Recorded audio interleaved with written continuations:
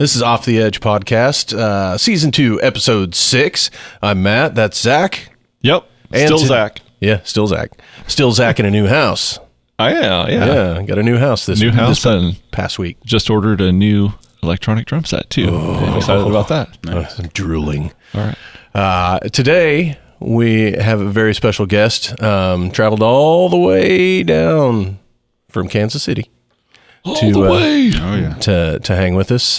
Alex Hill, many of you may know as Everett the Grey, and a lot of people sooner rather than later are going to know him as Dr. Hill. Almost working on it. Yeah. Look, man, thank you so much for coming. Thank you for having me. We know you're a super busy guy. Yeah. And it's all good. we really appreciate you making the time for us. Oh, yeah. Happy to be here. Yeah. Awesome. Yeah. And I want to say right off the bat, Everett the Grey, we're all fans. The other two guys in the band are like seriously fanatics, and they really were sad to miss out tonight. Okay, I was wondering who all would be here. Yeah. They wanted to. Yeah. But much respect though. It's hit or miss. Quentin, he's my son. He's over in Pittsburgh. Oh, okay. And he just recently transferred to day shift, which is great. But for some reason, last night and tonight, they get him on night shift. I don't know if he's training somebody or something like that. He's like, it's bullshit. And then Daryl's over in Parsons. And, his wife is currently back in school, and he's still got two youngins. So he's playing the good husband and looking out. We need more of this. That's good. Yeah, for sure. So, Zach's fortunate. He's got a wife that lets him off the leash every now and then. Come to do this. Yeah, pretty much. And mine are grown, so, half the time it's just kicking my ass out of the house. All right. So. Fair. But so you just recently released, which one was it? Pillowcases. Riddles. Yeah. Pillowcases was the other one that I really, really, really liked. Thank you. I like a lot of them. Thank you. It's your blending of genres, right? Is what I love, and that's really kind of where we're going. And I love. All right, I want to try to articulate this without sticking my foot in my mouth. Like when you hear like kind of the rap rock mix or something, like my mind usually goes to like the 2000s kind of rock, and that's a definite sound, right? And I don't want to give anyone the impression, if they haven't heard you, that's kind of where you're coming from. It's totally different than that. Right. You know what I mean? And it's so refreshing. It's such I find Everett the Grey to be a really unique sound. Thank you. That was kind of my goal. Is I feel like the environment that we're in now as musicians, there's a lot of really great music, but a lot of people, it seems like they kind of find themselves in genres and they kind of stick to it. Mm-hmm. And I don't know, just as my kind of project, I have a love of lots of genres of music, so I felt like I wanted to express that if possible. And it seems like it's resonating with people in a good way so far. So yeah, I definitely agree with that. Cool. I don't know how.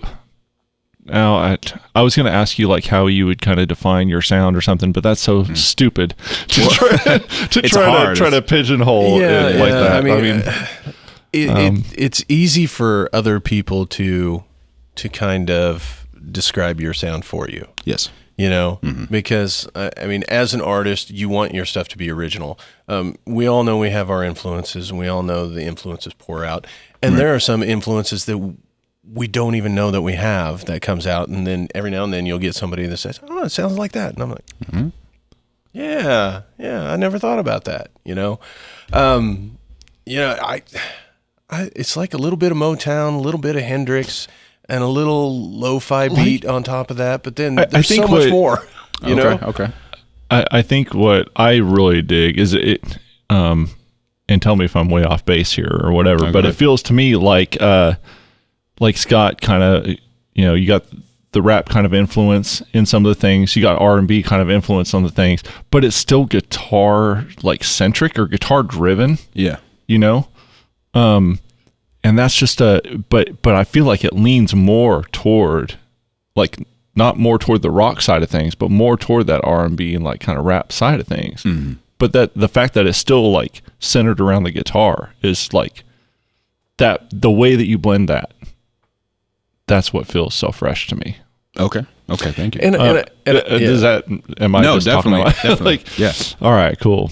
Good. And I think it's kind of a throwback too, because that's where a lot of that's, you know, your late 60s, early 70s funk and all that was really kind of guitar driven. You know, of course they had a lot of horns and stuff like that, but you know, once we're gonna need some more horns. Yeah. Man, if I don't know a lot of good trumpeters around Oh, come here. on. I know We know some guys. The guys in Zero to Panic. I know there's a couple over there, but Right. But it you know, I think in the 80s and 90s, you know, R&B and that soul kind of music kind of drifted away from guitars and went just more synth heavy, and sure. you know, there's still horns, but a focus on, you know, string arrangements and just, you know, the Whitney Houston era, Yes. and stuff like that. Don't be talking no shit It's about all, that, man. all great music, you know. It's all great music, but you know, it kind of moved away from the guitar. Yeah. And I think a lot. Well, I mean, you know, go back to the blues. It all starts with guitar. Oh yeah. You know, so I think for me it's just that's where I started as a musician. Oh yeah. So like at heart I'm a metalhead and a guitarist, like at heart. But it's very hard to be in a metal band by yourself. Yeah. That was a big thing for me. I Yeah. got to about college, I was like, man, I'm in school, I got this kid, like I'm working all the time, like I can't be in a band. Right. Like kudos to you guys and all the dudes I play shows with, because it's crazy hard to like coordinate people. oh, Yeah. you know what, we played last Friday, and the opening act was just a single rapper, and I looked at Zach and I said, that guy's smart, because he showed up with a thumb drive and a microphone. Right. You know. Yeah. Yes. The logistics are so much easier with hip hop a lot of the time. Like, and we're hauling all this shit. And, yeah. Well, yeah, we forgot to mention that, you know, you're also dad. Yeah. Yeah. And both of yours are young too, aren't they? Yeah, one's 7 and one's going on 9 months. Oh wow. Yeah. Congratulations, man. Thank you. Yeah. Yeah. So you're fully comfortable with no sleep. The last like 2 weeks, like it was a good thing. So coming from Joplin, headed here, it's west. The sun was directly in my eyeballs the entire time, to the point I'm still kind of seeing spots. But it's a good thing because the youngest, man, she's teething. And last night was rough. Last couple nights have been rough. She's just not a happy camper. Yep. Understandably so. Yep. It's rough. But lots of caffeine. Yeah. Coffee helps, yeah. Lots of energy drinks. It's the way to go. So the youngest one's a girl, little girl. Yes. How about your 7-year-old? Little boy. Little boy. One of each. That's awesome. Yeah, I'm balanced, as all things should be. Good to go. Right. Yeah. I ended up with 2 boys, but You know. Yeah. I also have 6 female dogs. So, you know. Hey. I've got we have a boy dog and a girl dog as well. Yeah. So Our very first dog as a couple was a male, and as he got older, he got more aggressive, and the kids were young then, and so we just kind of stayed away. Had females ever since, and so we are up to our 11th dog as a couple. We have 6 currently. They're all Pyrenees mixes. I was going to ask, are they all the same dog or different? No, they all share the Pyrenees trait. Okay. And the newest one, she is a full-blood Pyrenees. Okay. Yeah, but we named her 11. Oh yeah. 11th dog, and then Stranger Things. Yeah. It was perfect. So, Very nice. she's she's going on 9 weeks, and Old, or you've had her for 9 weeks? No, 9 weeks old. Oh wow. Okay. We got her at 6 weeks. Okay. So she was a little ball of fluff. Now she's a slightly longer ball of fluff. But She's an oval of fluff. yeah, I mean, she has been in her kennel 2 times at night. The rest of the time it's been up in the bed. She's done great potty training. How did we get on to dogs? We were talking about kids. Yeah, no, something about mammals, small mammals. I don't know, somewhere in there. But anyway, no, it's been great. Yeah, I think that's what my wife and I want to do for retirement, is have like a big dog rescue. That would be awesome. Yeah, and then I shoot music videos and record shit on the side. So, Have dogs like as extras. Yeah, that'd be great. Very cool. See him with like cameras on dogs' backs running around. Oh, you could get some sick GoPro footage. Yeah. I've got some of these little action cameras. Just put it right on the dog. So the gig last week, that was with Saving Abel, right? Yeah. I told I was talking to my girlfriend about it, and I was like, yeah, they played a show with Saving Abel, and she's like, and I was like, so what? And she's like, and she started singing it, and I was like, yeah, they're playing a show. That was in Joplin? Yeah, it was in Joplin. Yeah. I hadn't seen I watched the live footage. I hadn't seen that venue before. Is that new? Yeah, I guess. I think it's been there for about a year, but it's only been sporting events. Okay. Like I think this weekend they have midget wrestling. Oh, okay. Yeah. So it's a good time. I almost want to go back. A lot of variety then. Good. Yeah.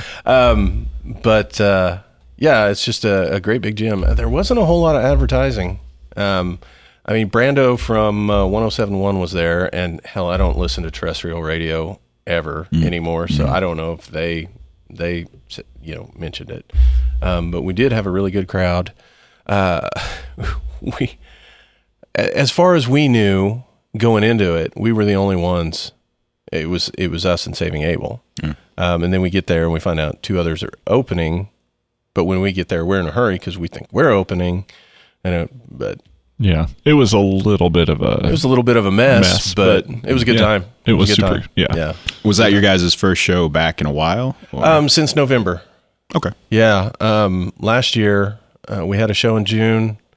We had a show in July, and then from August until November, we did almost every other weekend. Oh wow! And we didn't look for any of those shows. They came to us. We had at that point, Daryl had come back to the band, and so we'd gone back to a 4-piece. I'd written 5 new songs at that point. Yeah, that sounds right. That we were all starting to work on, and we were going to focus on that. And then these gigs kept coming in, and it's like, man, the majors aren't playing. We need to take advantage of it. And it really worked out, because when we stopped in November is really when COVID kind of blew up around this area. Right. So it was like we really hadn't seen a lot of cases around here until that point. Yeah. Right. And then it started getting closer to home, and we just happened to be done at that time. So Okay. Yeah. But we hadn't planned on doing any shows until May, and then this one came up, and I was like, Saving Abel. Might as well. We need to do Matt texts us all, and I'm just like, I can't be the guy that says we can't play with Saving Abel. Right. It's like, You don't want to carry that weight. Yeah, right. And see, I was just waiting for one of you to say that, and I was like, okay, cool, because I was dead set on waiting until May, and then you were like, yeah, let's do it. And I'm like, okay. Part of it was because I had to get up Saturday morning and drive down to Newkirk, Oklahoma, and shoot a music video. So I remember you saying something about that. Yeah. So it was a busy weekend. It was a busy weekend, but totally worth it. Yeah, sounds like a good one. We got way off track because I totally want to talk more about Everett the Grey. Absolutely. Saving Abel's good too, though. They put on a great show. Yeah, they looked like it. One quick shout out though, and you being up in KC, if you get a chance, there's the band that opened before us is called Lucid Paradox. Okay. And they label themselves as rap rock. I would say that they're more rap, and then they just have a guy that plays guitar. Okay. Yeah, he plays heavy guitar, but man, they were good. They were really good. I really enjoyed it. Yeah. They had some flow that would like impress the crap out of me, man. I was like, that one guy. Whoa. I mean, I'd been tongue tied trying to go as fast as he was, man. It was cool. I'll have to check them out. Yeah. It was cool. They're super nice guys. Yeah. It was like, we got to do something. Shout out to Lucid Paradox. Lucid Paradox with 2 X's. Yeah. Okay, I'll check them out on the way home. Cool. Yeah, cool. Yeah. They're pretty good. But yes, I digress. All right. Forgive me for the stupid question. No, go ahead. Where does Everett the Grey? Where does the name kind of come from? Yeah, I get that question a lot. I thought it was kind of an obvious reference, and no one's ever guessed. So I don't know. Everett's actually my middle name. Oh, okay. And then the Grey, it's a Lord of the Rings Gandalf reference. Gandalf the Grey. Okay. Yeah. So I don't know if I need to like Photoshop my head onto Gandalf and like put it on Instagram. No, I mean that's where my mind went, but I was like, okay. like certainly. But it's certainly I'm way more of a nerd than or like way more like because I love fantasy, I love Lord of the Rings. Right. Like I just didn't think that's where your head would go. Well, nail on the head. Perfect. I think what always throws me off is the Everett. Yeah. Oh yeah. But, all right, that's awesome. Yeah. Thank you. Yeah. Okay. Because then my next question, and this is an even stupider question, was that like a lot of people or back in the early days of like Hootie the Blowfish, they would confuse Darius Rucker with and call him Hootie. Okay. I was like, well, would that be like? Do people say, "Oh, hey, Everett"? And, they do, yeah. And so, but that's not necessarily wrong then, because that's still your name. Yeah, I think any confusion that comes is like I think from live shows. So we've played a show together, I know. Yeah, but I think I had left before you guys went on. The last show that I know that we played, I think, was Legacy of Music back in Pittsburgh. Yeah. And we opened, we left. It was right that after. or Homebrew. We not this past year, but the year before we did Homebrew too. Okay. Yeah. But maybe because we did Legacy this year. No, it was online this year. Yeah. Legacy Music was online. Yeah, it would have been the year before, I suppose. Right. Yeah. 2019. Those were the days. The good old days prior. I think the only confusion might come from live where I have a drummer with me. And then so I think there's just been a little bit of confusion of like, is it a band or is it just myself? Which is just myself. I've got, I had one drummer who disappeared off to Arizona. Yeah, I was getting ready to say he moved out west. Yeah. He was super good too. Didn't know what I had until it was gone. Yeah. Was that the guy that was playing with you? Yeah, Justin. Yeah. Justin, Yeah. Well, crap. He has a very unique snare drum position. That always jumped out to me. It's facing rotated forward. It is, yeah. Oh, yeah. He's got to like... Yeah, one of those. It's crazy. Yeah. Whatever works for a person, But like it's tilted away. Yeah, it's tilted away forward. Yeah. I've seen a lot of people do that because it's easier to get rim shots. Yeah, I think he was a marching drummer too. So I mean, that might just makes sense. Comfortable. We went to high school together. Oh, okay. I went to high school. Right his other band, shout out 501B. I went to high school with all those guys. Yeah. So that was a fun band. Yeah, they were. Yeah. I'm waiting for more, and they know because I bother them constantly. Yeah. 'Cause they have 2 songs I know that just rock that they haven't recorded. I've only heard them live, and I'm like, guys, I'm waiting. Yeah. I'm waiting. Yeah. Well, and there's no excuses in this day and age. Right. I mean, you could be at 4 corners of the world, You can still make music together. All right, I'm going to send this podcast directly to them. There you go. Yeah. We want new 501B. We want it now. Yes. We mentioned earlier the latest single you put out in February, Riddles. Yeah. I truly think that's my favorite song that I've heard from you so far. Awesome. And that's saying a lot because I like them all. But that one, it seems like, again, this is probably a stupid kind of way to try to encapsulate it, but it seems like you turned up the guitar to be a little more extreme in that song too, and then you also like the rap element of the music got kind of kicked up a notch too, but it still feels very cohesive and very Everett the Grey. I mean, you know what I mean? I think that's a good way to put it. I definitely, I kind of had a separate project planned, but then kind of summer of last year, I really kind of started diving into kind of the lo-fi hip hop, kind of the darker, crunchier sound of things. And I had one project planned, but I was like, I had to get this off my chest of this other new sound that I was kind of exploring. And so I remember I had kind of programmed some kind of like lo-fi beat or something. But as always, I had my guitar with me as well. And I was like, what's the most natural way I could inject something quasi heavy into this kind of, hip hop-ish beat? And that's where that kind of walk up came from. Yes. Which I think is the part that stands out to most people. Yeah, it definitely did to me. I was like, whoa. I don't think that, and maybe I'm wrong, but I don't think that there's a lot of kind of distorted guitar in much of the other songs. Like there is that section of that song. No, Pillowcases and then Riddles are the first time I've actually put distorted guitar into. Yeah. I don't really know why I waited that long. I think part of it comes back to the not having a band with me. It does feel strange at times to be playing my guitar over programmed drums and 808s or synthetic basses and stuff. Right. So I think it took me a little bit of time to get that feeling natural and cohesive, like you said. Yeah. Man, I think you nailed it though. Thank you. Like I love both those songs. Awesome. Thank you.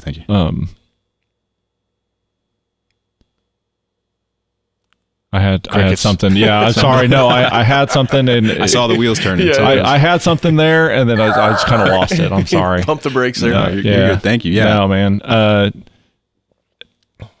Maybe that's what that song appeals to me. I tend to like the darker side of things. Same. Like, and I think that song like really nails that for me, that feeling. Awesome. I tried to tune in the more aggressive sound, I think, overall with that. So maybe that's kind of... Yeah, that's probably... I think that song speaks to me. Thank you. For sure. Cool. Very cool. Well, I love anybody that uses lo-fi beats. Right. I just love it. Yeah, no, same. It's like they're so prominent and common nowadays. Like you hear them everywhere. Well, a bunch of our new stuff has it. And every time I add them in, I'm like, okay, Zach needs to actually play drums at some point, So I trust him to, accentuate with real drums. Yeah. Well, but there's one song that we're calling Ideolatry. And Matt, just like, I don't think you had any part of this song. You just had this drum beat. He had kind of a drum beat, but then he passed it through. Was it just like a really strong reverb? No, it was something. Actually, it was something on the Helix, on native, but it was just some crazy amp delay plug-in. I don't know, but it messed up this beat and made it so weird and lo-fi sounding. But I was just like, whatever that is amazing. I was like, oh my God. Like, I don't care if I play. Like, we're keeping that. Wow. Well, it's amazing. That song, out of all the new stuff, that song is like the kitchen sink, man. Everything and the kitchen sink. Everything is in that. And there's big sections that are just like 808 swells. Okay. And then it goes into just a really heavy metal portion, and then it comes back out into this Cypress Hill style bass line with a lo-fi beat under it. It's just when are we going to get to hear this? Later this year, maybe, hopefully. Yeah, Okay. hopefully. Putting the finishing touches on things. Yeah, we've got 10 and a half. We still got to finish that 11th song.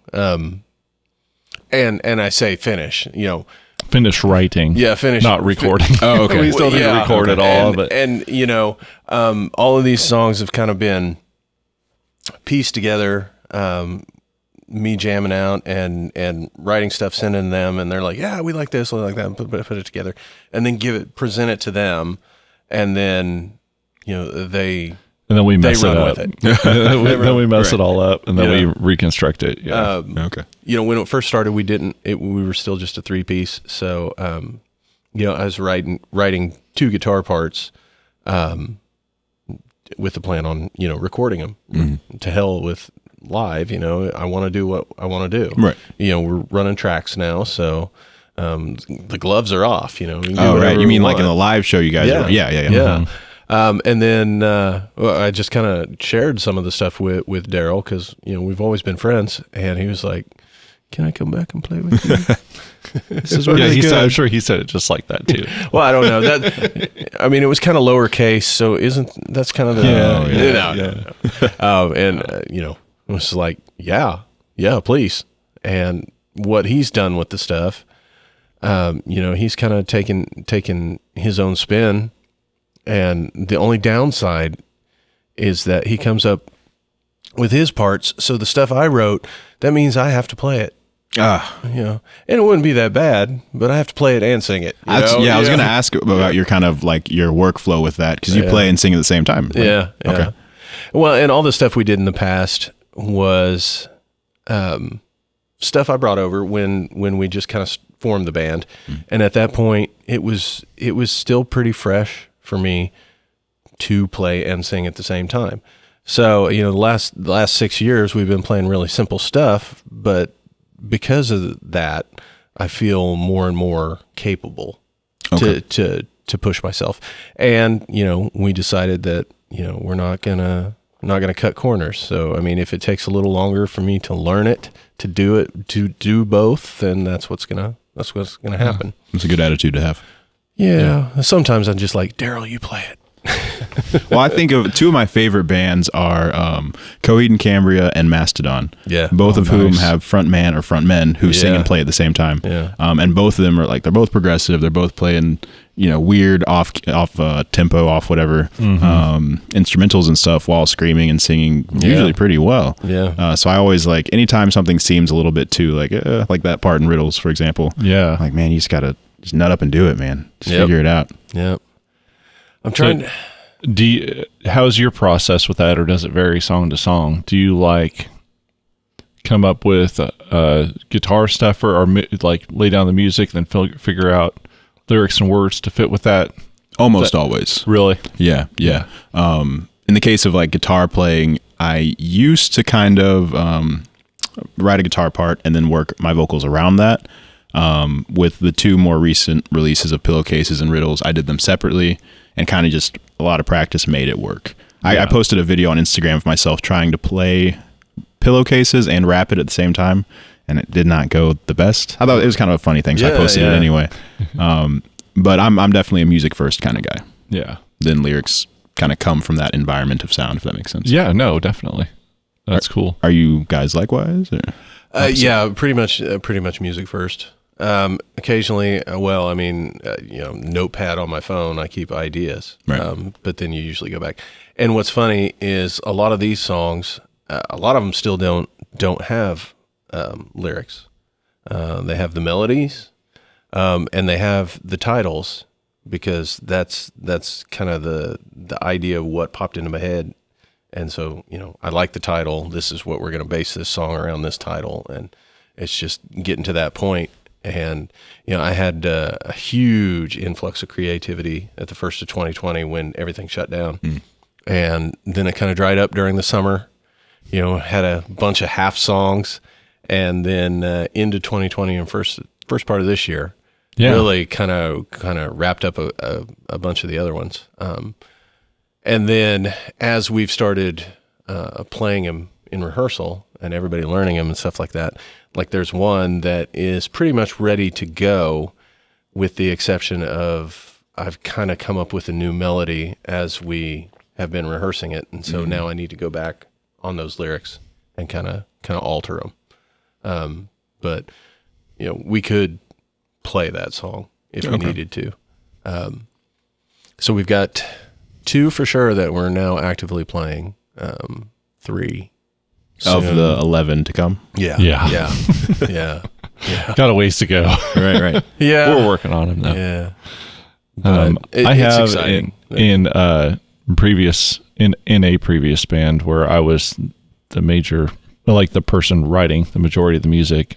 I on a lot of songs I did actually have lyrics first, and I found that was an interesting kind of exercise. That it's okay, now I have this template, and I have to bring these to life through music, almost in a text painting sort of way. It's all right, this is the feel.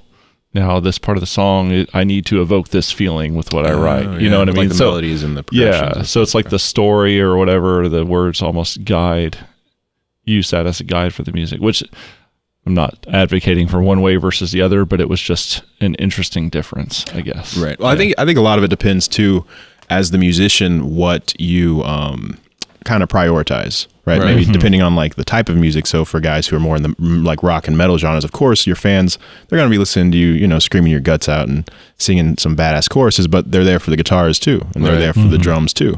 Whereas, I don't know, someone who's more into pop or hip hop, maybe usually more there for the vocals overall. Yeah. Right. And see, that's why I tend to gravitate towards, I'll write the song first. Originally, I just wanted to be a guitar player when I was a kid, learning, and then just fell into singing. And You're the same as me. Yeah, kind of moved away from guitar because at that point I couldn't do both, right? And so I took over singing and finally found my way back to doing both. So yeah, I mean, the song always started with the music, but then it was instantly finding a melody because, you know, I'm a kid of the 80s, and so 80s pop is just like my favorite. Okay. Of all. Probably Duran Duran's right at the top. Okay. And so the hook Yeah. is super important, you know.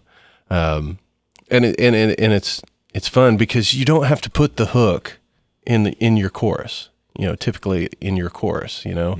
It's kind of like our song 9 Days. I would say that the hook is in those verses.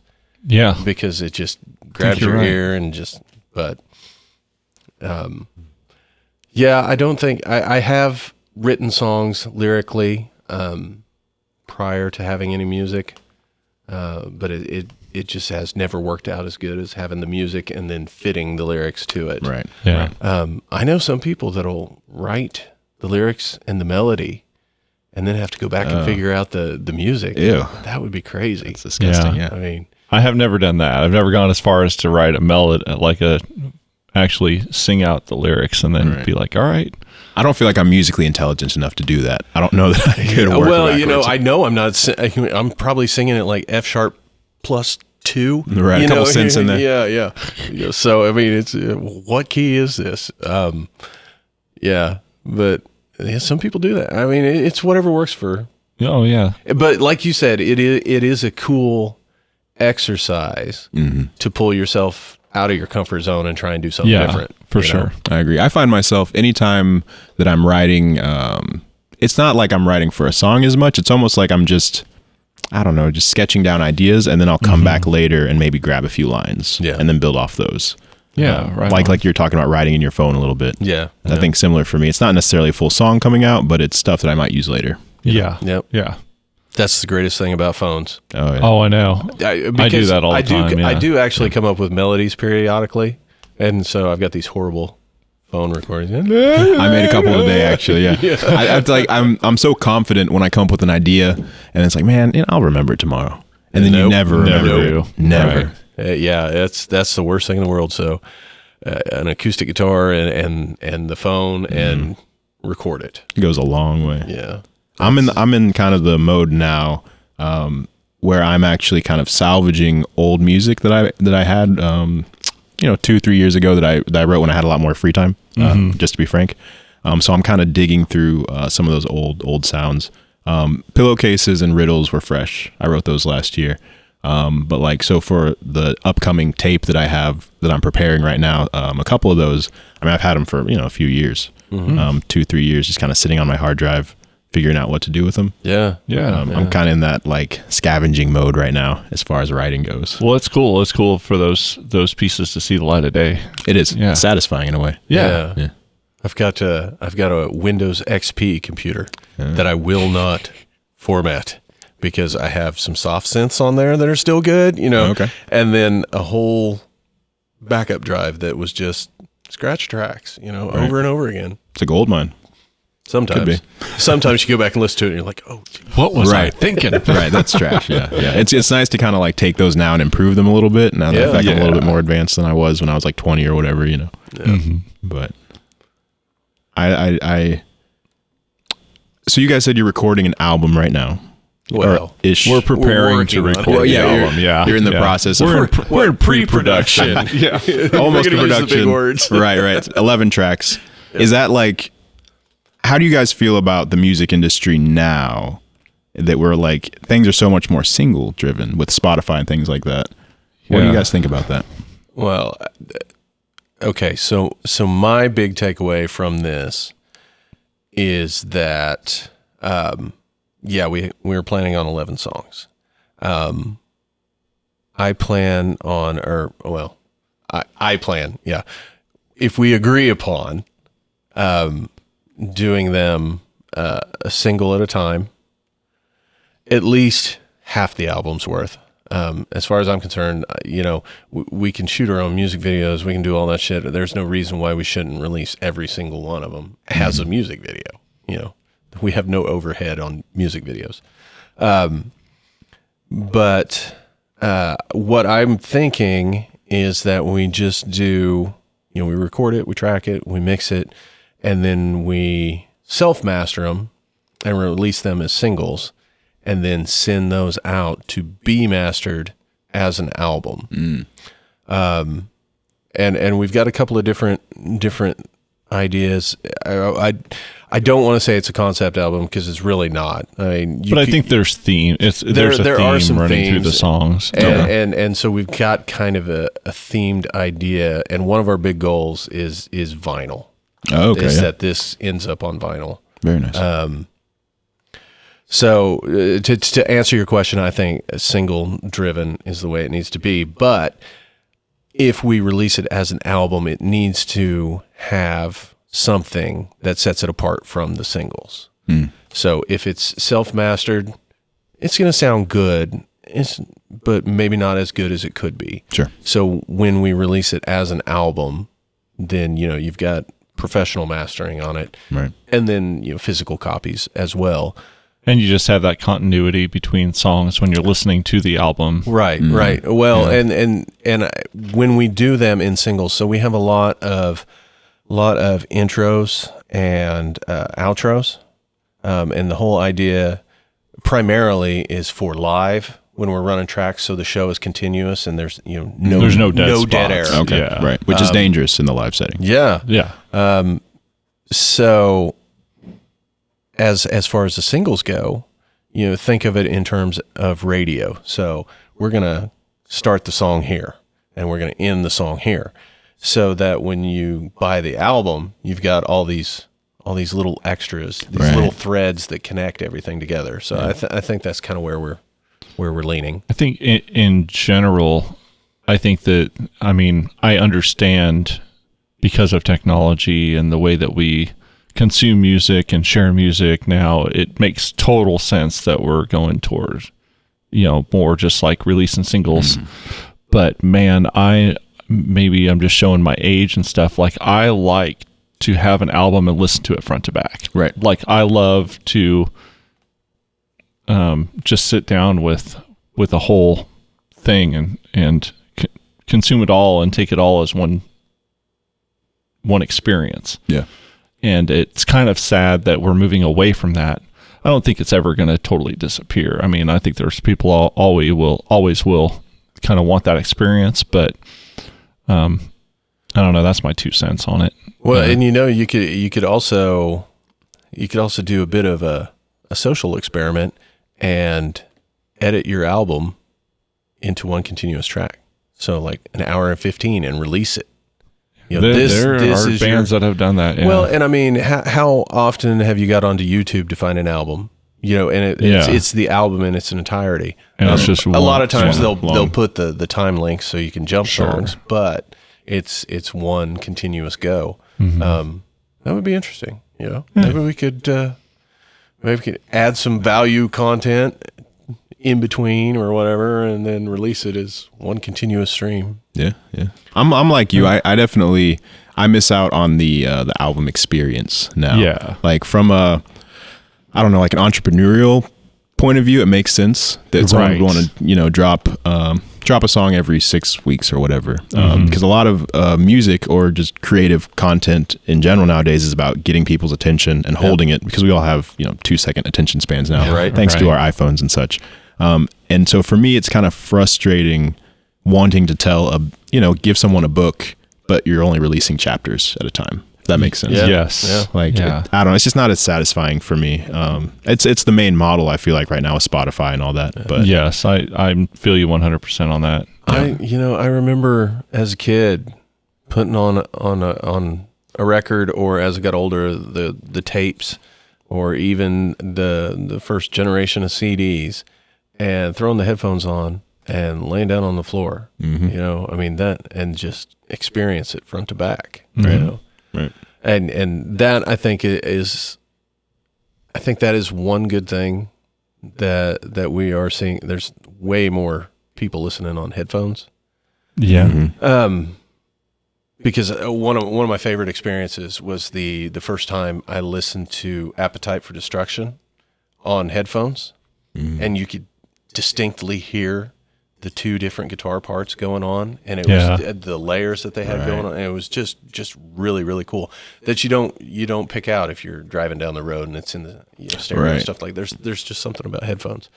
But I'm kind of jumping back into vinyl now too. So okay, I haven't gone there yet. Yeah, I really want to. I think a lot of people don't realize how good music sounds if they haven't experienced it. I mean, the difference between like kind of your average headset versus like a really nice pair of speakers with some like a decently mastered song is astronomical. Right. Yeah. It's crazy. And we're listening to MP3s, which are dumbed down in quality. Yeah. So.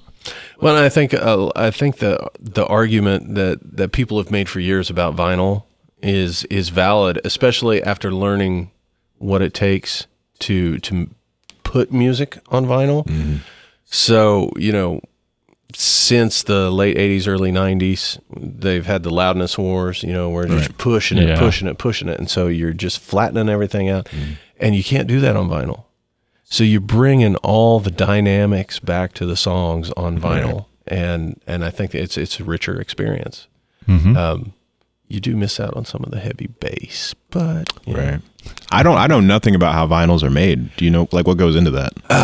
What goes into it, material wise and stuff like that? Not so much, but I did look into it because wanting to do vinyl, we're looking at probably 3 to 4 songs per side. Okay. And the reason is the more music that you want to put on a side of an album, the quieter it has to be. Oh, okay. Because the louder it is, the grooves are deeper and wider, and so the heavier the bass, the deeper and wider, and so then you lose room. So if you want to squeeze a whole bunch onto one side of an album, then you have to lower the volume. But the problem is when you lower the volume, when you're listening to it, you're cranking it up, and all the then the noise floor comes up. Yeah. So there's a real balance. I mean, you can have your song mastered, but then if you're going to vinyl, you want to have your song mastered for vinyl. Okay. And so kind of we're thinking of doing a 4-season theme, and doing like a double LP. Because the songs are getting long enough that I don't think we can squeeze it onto one LP. Okay. But that's cool though. I didn't know anything about like that process. And I didn't until I started looking into it. And it is. It's really pretty cool. Fascinating. Yeah. It's like an art form in and of itself, really. Right. And it really is. And, because of that, it kind of helps you pick out if it's like a cheaper made issue of a record. I mean, if there's like 10 songs on one side, then somebody cut some corners here. So there's maybe there's a better version out there. But it's pretty cool. I think about Coheed and Cambria is my favorite band. They have been for like 10 years. They had a song that came out, Welcome Home. It was their most popular song by far. And I spent like the first 3 years as a fan listening to some crappy squashed MP3 of it. And I thought it rocked, whatever. Oh, yeah. And then I got a hold of, I think maybe it's like a wave file or something. And there was like an entire string melody during the chorus that I had never heard in my entire life. Like this whole little violin part that I was just like, what? And I feel like a lot of people, maybe it's not as important with like popular music or just what you hear on the radio, but I feel like a lot of people miss out on that stuff. Yeah, I'm all about the dynamics and the little nuance. Right. I mean that's what really just makes it all come alive for me. So that's something like Matt's saying that he wants to do vinyl. I think what I'd like to do is maybe just make available for download a high resolution file. Yeah. Like a WAV file. Yeah, like a WAV file or FLAC. Probably FLAC or something. Yeah. That's lossless. Right. Yeah. I think we should issue cassettes too. I've been thinking about that as well. 8 tracks. 8 tracks. That would be no super one cool. has 8-track players anymore. But the players are hard to come by. We got a cassette deck in the other room there, so There's a big cassette scene right now. Yeah. Kind of in the underground, more like hipsterish indie world, the scene, you know. And I had considered printing out a few just to take to shows, just to something to sell, you know. I think it'd be cool. It would be, yeah. It's funny because, you know, they still sell them at Walmart. Do they really? They still sell blank cassettes. Oh. Yeah. And so every time I'm looking back, I'm like, I don't need them, but I want to buy them. I so want to buy them. Someone must be buying them. Yeah, they still got them. Right. Well, I know a few years ago, there was this old lady. God, this has probably been 15 years ago. So maybe she's not buying cassettes anymore. But she had a bunch of old gospel recordings, and she wanted me to convert them to CD. And so, you know, I was getting all these old cassettes and converting them to CD. But yeah, I remember seeing something. Had an old man spell there.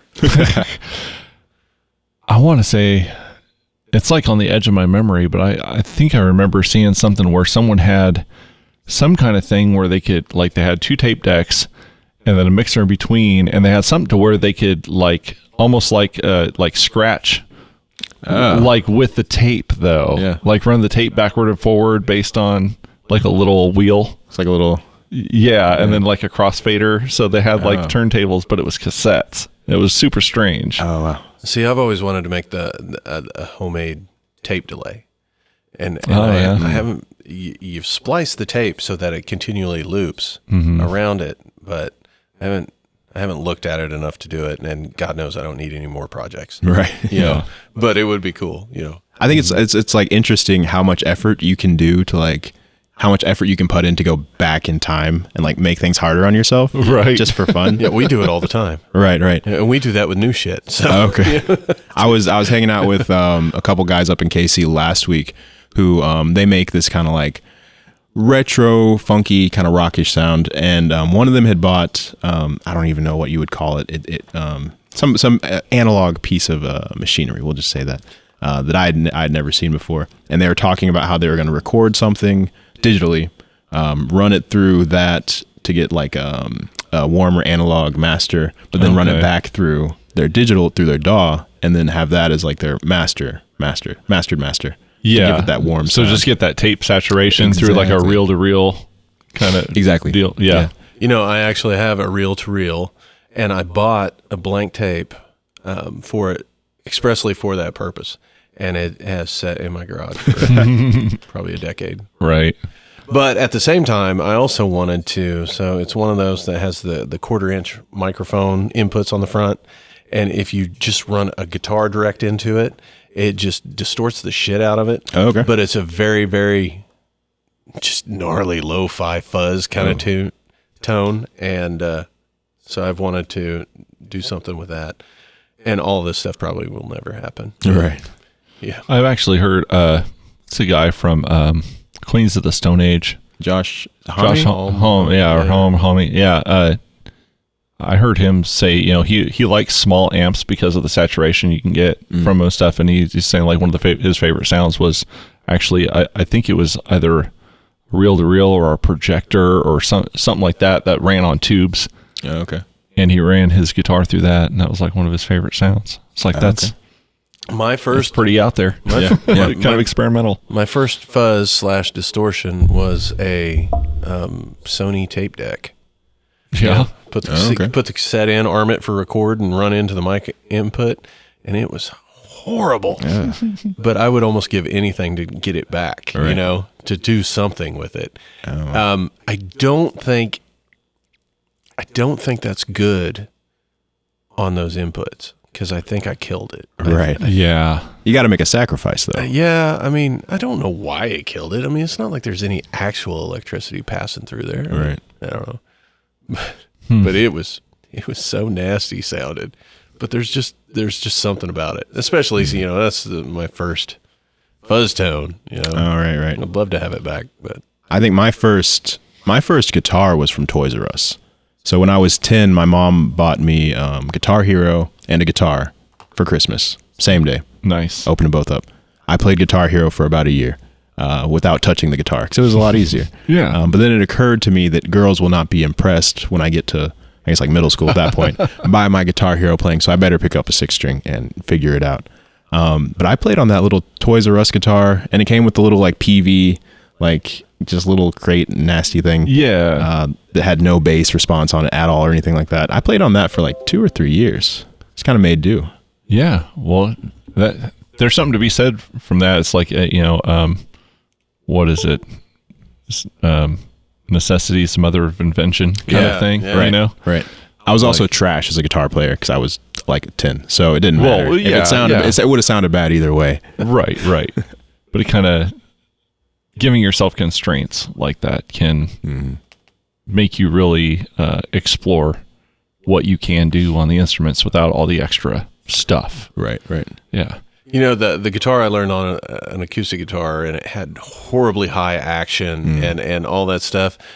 And honestly, all my guitars still have pretty high action in comparison to you guys with the nicer guitars. And whenever I touch one of those, I'm like, I don't even know how to play this.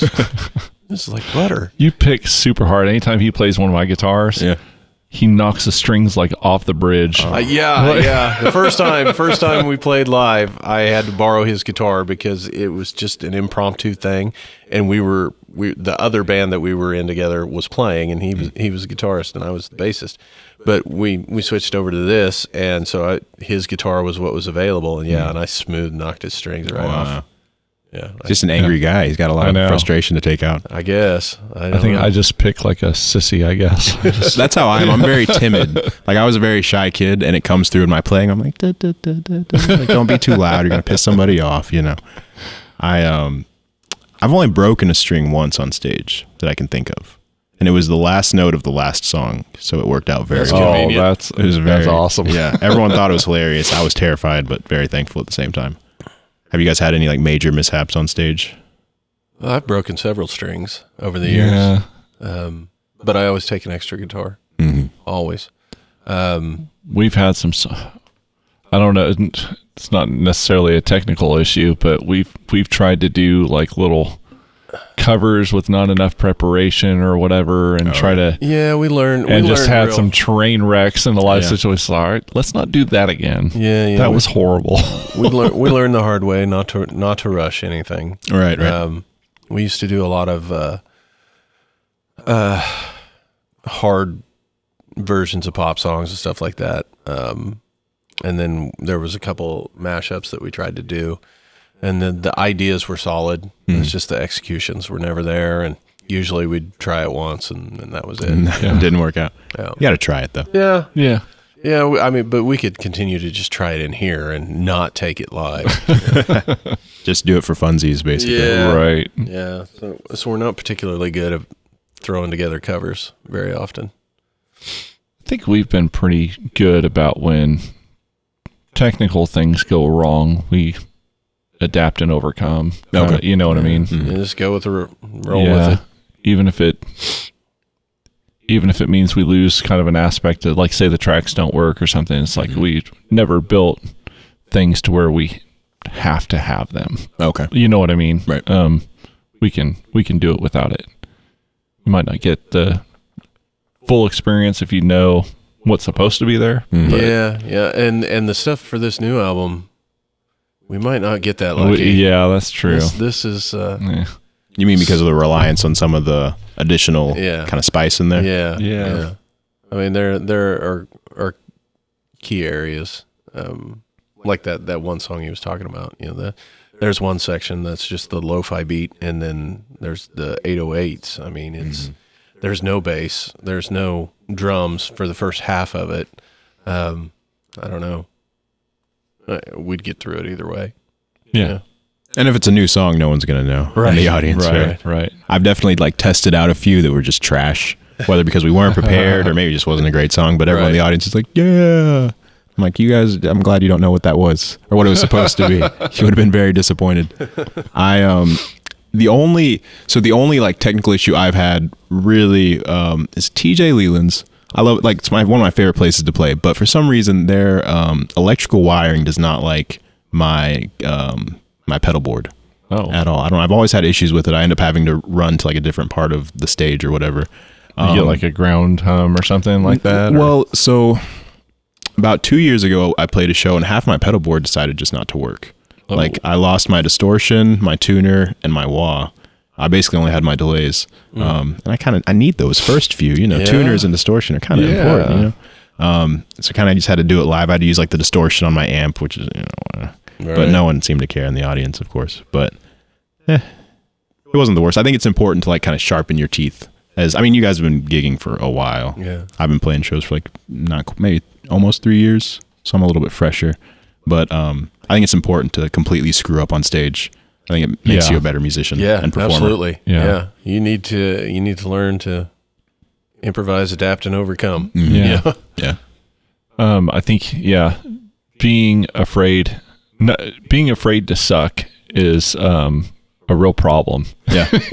You have to embrace it. Yeah, you do. Yeah. You just have to say, all right, that sucked. I'm not going to do that again. Right. Yeah. I can think of a few specific moments in like off stage. It seems like the most terrifying thing to mess up in front of a bunch of people. Mm-hmm. But then I've been singing in front of 50, like a decent sized crowd, and you try to go for a note and it's just not even in the ballpark, and everyone's just like, oh. And you're like, oh, but it's not as bad. Yeah. Like in the moment, you're like, well, I'm still alive. Like we're still playing the song. It's amazing too, because there have been some bands that I've watched live, and I'm sure drinking was involved, so that was probably part of it. And I was like, man, they were awesome, man. They were so tight. And then you watch the video the next day, and you're like, oh, they were still pretty good. Yeah, I've had that happen with myself. Oh yeah, we're super critical of anytime anybody puts videos of us. Mm-hmm. Just Friday there was one video, and Quentin's like, "Man, I can't believe I messed that up." Okay, I didn't even notice. And I wonder, like in that particular case, I'm kind of like, oh, because we started and my hi-hat clutch had loosened, and so I'm starting the song. It's like, oh god damn it, I gotta get that back right. So I'm a little offbeat in the beginning, and I wonder if Quentin's misinterpreting that. I don't know. And being like, oh, I was off. But no, it was me. Kind of throw the blame his way. Yeah. I always just, whenever I mess up, I just look at him and be like, with an angry face, just, oh. How could you? Yeah. But I think the point I was trying to get at, instead of just tearing everybody down, was that there is something about being in the moment that makes everything better. Right. Yes. And it sure, there were probably some drinks involved, but I've been to shows where I haven't drank. The volume, the vibe, everything, that videos can't capture. Right. They really can't. And you're not necessarily there to see a perfect performance. Like if it's an outstanding performance, all the better. Right. But usually you're just there to have a good time, check out some live music, hang out with people, have some drinks, whatever. Right. Well, and it's the live experience that there have been so many bands that I never gave two thoughts about that really impressed me. The one that always jumps to mind is Papa Roach. I never was a Papa Roach fan, but caught them live, and the energy and the performance was spot on, and they were a damn good band. And it helps that just about every song that they played I knew just from the radio. Right. But they're a hell of a band. A band that when I saw these guys, they'd only put out 2 albums, and I love both of these albums. It's Finger 11. I don't know if you ever listened to them at all. No. They kind of got softer and softer, more poppy as time went on. But those 2 first albums, I was like, oh, this rocks. And then I saw them at Foxtown City Limits. I don't know if you remember in Pittsburgh, they used to have shows out east of town. They came through there, and it was like twice as heavy. Like everything was just way heavier live than they played on the album. And I was like, whoa. Okay. Yeah. I think I kind of have a similar thing, because like we had mentioned earlier, only 2 of my songs actually have electric guitar on them. Mm-hmm. But like of the 3 songs that I play, 4 off my first EP that I play live, I play 4 of the 5. All 4 of those I use my electric guitar, like heavily distorted, which I have no electric guitar on that album at all recorded. Yeah. So it's a very different experience if you're there, and I think more enjoyable because the energy's higher. Right. It's a little bit more aggressive in sound, and I love that just the mentality of like the live performance is a different experience. Yes. Yeah, I like that. 100%. I think that's one way you can kind of keep people entertained as well. Like, so for one of those songs, instead of doing the kind of second half of the song, we would always do this kind of like EDM inspired jam session where like Justin would do like a drum solo and then I'd do like a guitar solo, but it had like a synthesizer going and like some like heavy 808s going. It's like you would only ever hear that at a live show. We've never recorded it. And I've had people say like, yeah, you should record that. It sounds really good, or do more of that. And it's like, no, I think I'm just going to save that, get people to come out and have a good time. Yeah. That's awesome. That's kind of, we debuted a new song Friday, and I asked Brooke if she recorded it, and she had gone live, and she said, I went live for most of the songs, for just a few seconds. And she goes, I didn't record that last one at all.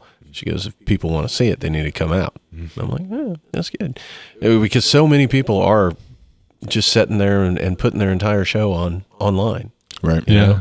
And, we were bad about it. I guess we didn't really put the shows online, but we used to record a lot, and, just throw one of the cameras up and capture everything.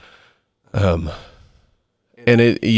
it's good to review, but sometimes it sullies the memory too. All right. Well, I was gonna ask, is that like for like training purposes? Like you're kind of looking back on the footage? I tell you what, the best bit we got was last August when we did Trauma Fest up in Iola, and I set that one camera up just to record everybody that day, and went back and reviewed our setup time, and we were so lax that after the band before us got off, it took us a full 30 minutes before we were set up and playing. Oh, okay. And we're like, okay, this shit's got to change. That's unacceptable.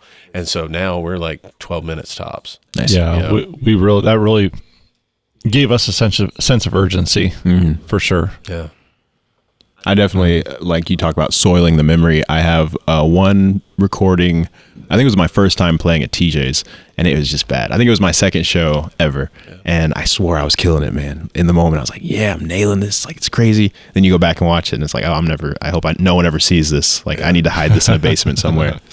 But whenever you run into those, the important thing is to listen to the crowd afterwards. Right. If they're into it, then it doesn't matter. Right. Yeah.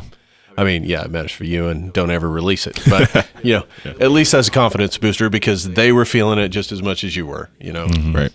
Right, wrong, or otherwise. I think, what are your guys' favorite, like, crowds to play for? Is it like festivals? Is it bars? It's anybody that shows up. That's fair. Yeah, that's fair.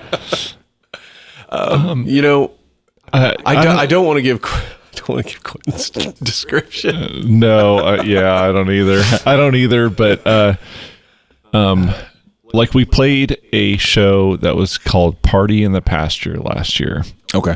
And it was an outdoor thing, and it was like a BYOB kind of party atmosphere. Just, it was like just private land, come out, have a good time, no one's going to hassle you. And everyone just felt free to just hang out, and that was one of the best crowds that we've ever had. Just that relaxed atmosphere was really great. And that's a huge throwback to like when I was a kid experiencing local live music for the first time, because that's what it was. It was out in somebody's pasture, right? And it was shitty PA, and it was everybody was playing through PV amps because that was all they could afford. Yep. And the drums, nobody knew that drums could be tuned, but it didn't matter, You're supposed to hit them. Yeah, it was keg beer, and nobody was getting ID'd. I mean, it was just a good time. Right. Pasture parties are always a good time. But honestly, the crowd we had for Saving Abel was great. They really looked like were. they were pretty like into it from what I saw on the video. Like we legit felt like rock stars for like 45 minutes after we played, because like we sold a lot of merch. Yeah. Had a lot of people like asking for autographs and pictures and stuff. It was I was like, whoa. Yeah. Okay, so there were several people too. while we were playing, asking if we were Saving Abel. Oh, okay. Which is a pretty cool compliment. That's a compliment, yeah. But that also reinforces the fact that people know the name Saving Abel, but they don't know anybody in the band. Right. You know. Right. But hey, I mean that was pretty cool. Yeah, that's cool. Yeah. But yeah, it was a good crowd. Yeah, we couldn't. We got everything off the stage, and then I was like, okay, guys, it's clear. Let's go out and schmooze for a little bit. And yeah, man, they just kept coming to the table, and that's badass. That's all you could ask for, man. No, I know. Yeah. I need to buy some more silver Sharpies because I think we wore that one out. Nice. Yeah. We learned that it doesn't write very well on those hats, but everybody wanted us to sign the hats. Yeah. It's like, I know playing shows right now is pretty difficult with everything, but do you have anything kind of in the works? Nothing at all. I've kind of sent out some feelers kind of just to see what's happening. But like you said, things are shut down. Also, I don't have a drummer. So I'm kind of in the recruitment phase. I've got a couple guys I've kind of talked to, but it's all logistics, like lining things up. I miss it though. I miss playing shows. I've done the last full show that I did was in February in Kansas City at Uptown Theater, which was the coolest venue I've ever played at. That is a super cool venue. I loved it. It was amazing. The sound, and for context, a week before that, we were in a kitchen playing a show, which was equally as badass, just different. Yeah. But the sound at Uptown was amazing. It was for a benefit, so the crowd, it wasn't 200 of my craziest fans rocking, but it was still a good time, and it was a cool experience just to do it. After that, though, I think I've only done maybe 3 acoustic gigs, and that's just, I mean, it's fun, but it's not what I want to do. I know there are some bars and breweries that have positions that can be filled to play that will pay, which is cool. But it's not where my heart's at. I miss the full band experience of myself and a drummer. There's an energy when it's more than one person. You know, I mean, and honestly, just 2 people would be kind of fun. Because then I wouldn't have to give the stink eye to my son. Well, that's what I love about our setup. So it's myself playing guitar and singing, and then previously Justin drumming, but he also controlled all the tracks. Right. And so what I would do prior to the shows is I would open up my DAW and I would program the synthesizers, bass, whatever, and align it to a click track. Right. And then we owned a mixer and stuff, and so I would set it up to where the click was in his left ear, and then the backing track would go to his right along with out to the PA. And so it's kind of nice that no matter how bad I am, half the sound is going to be really good because it's going to be perfect every single time. Yeah. But I miss that kind of organic, natural flow. Justin and I, especially towards the last few shows, I felt like we vibed very well. We always had a good time, and I felt like the crowd could feel that.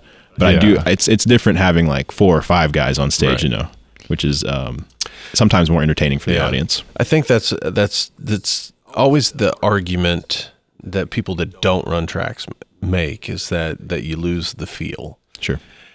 And I think to side with them, you lose some spontaneity. But if you're passionate about the music, then you should never lose the feel. Right. You should just be tighter. And that's kind of where we're going. I mean, and even at least the way that I approach drums and guitar to a lesser degree, but I don't play guitar in this band, obviously. But drums definitely. You got to do both. Same time. Yeah. Gotta pick up the slack here. If God wanted me to do that, He would have given me 2 other arms and a couple other feet, maybe. But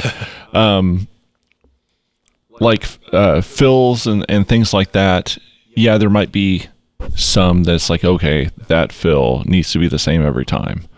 But I definitely take liberties playing drums with doing different fills at different times. So that's when we get off the click. Wow. Yeah, that's when I get off. Yeah. Calling me out. Just threw yourself under the bus there. Yeah. Man. But I literally don't think that I've played any of our songs exactly 100% the same way more than one time. I mean, I would argue that because I'm on a click, I feel a little bit more liberty to kind of experiment in a way. Because it's like I almost always have that home base to come to. Yes. So like with my guitar solos and stuff, which I think that kind of adds to the spontaneity, even though it's almost like a predetermined spontaneity, like when he and I are soloing or whatever. You have your confines. I mean, you know where to go. Right. It's kind of like the difference between improv and extemporaneous. Okay, yeah. It's like it may not be completely 100% made up on the spot, but it is not planned out in advance. Right, it's not the same as you would have done it before, maybe. Well, I can 100% tell you that getting off the click is one of the scariest things in the world. Yeah. Oh, especially if you run tracks. I mean, if you're just playing to a click, whatever, you just pick up the next beat and go. But if you're with tracks, it's some scary shit. Yes. Secret time. Yeah, secret time. That's kind of like I feel like my biggest challenge in finding a new drummer is like I have like the songs memorized, of course, because I wrote them. Yeah. So like even without the backing tracks, I could probably just play through it all. But I need to find a drummer who's at least most of that. Like Justin, I was very confident that if he messed up, he knew exactly when to come back in. Yes. And I also add in like cues, so I add in like countdowns and stuff to the quick track to kind of help out.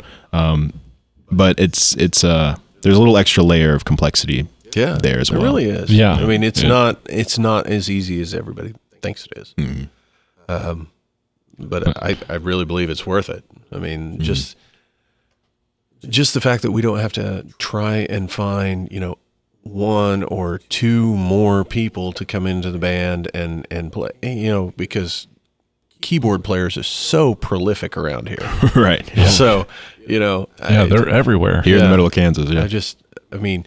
If playing to a click means that we can write all the stuff that we want to write without any limitations, then let's do a click. It's worth it. I mean, some purists might hate you for it, but the vast majority of your fans are going to be like, "Oh, it's awesome! It sounds like the record." Yeah, and I don't even care if it sounds like the record. I just want those elements at my disposal. And now we're adding lights that are synced to MIDI that's going along with the click, so that's all going to be in time and pre-programmed. Very cool. So very cool. Which just means getting off the click is going to be even more intimidating. Yeah, and like I was saying, dude, secret time. This last show, my adrenaline was going or something. Everything seemed super slow, and I got ahead of the click several times, and one time was really bad. We ended a little early on a song, and I was like, "Uh-oh." Oh, okay. But yeah, I think it was all right. I don't know. I've never performed without my guitar. So I have some songs, particularly newer ones, that maybe don't have guitar in them. I can think of two, or like the guitar repeats, so I don't need to play it. Like it's just more part of the beat. Yeah. And so I've never played anything like that without a guitar. So I'm trying to kind of like figure out how I'm going to do that and not feel like, what do I do with my hands? You need to work on your dance moves, man. Exactly, yeah. Which I do not, that's a skill I do not possess. I can make the music, but I don't dance to it. Man, I'm the same way. Yeah. Especially as a drummer, people be like, you have rhythm. You have a beat, man. Yeah, it's like, no, it's not the same. Right. Having that body control is just not the same. Right. I can dance. I can dance badly. It's all about confidence. Doesn't matter how well you do it. That's right. It's fabulous. What have you guys been listening to? What have I been listening to? Like what's been on repeat for you guys? For me, probably the last year and a half has been, just last year, Spirit Box. I'm not familiar. They're awesome. The singer and her husband were replacements in I Wrestled a Bear Once. No. Spirit Box.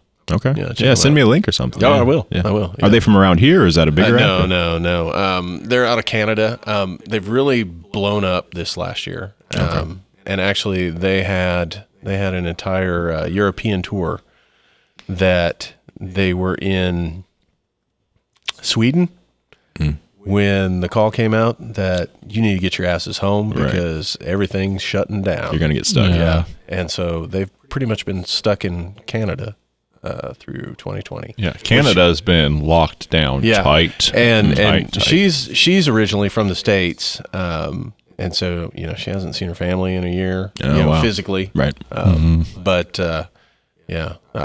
They are super good. Yeah, they're my go-to this last year. I just something about a click, Check them out. I don't know.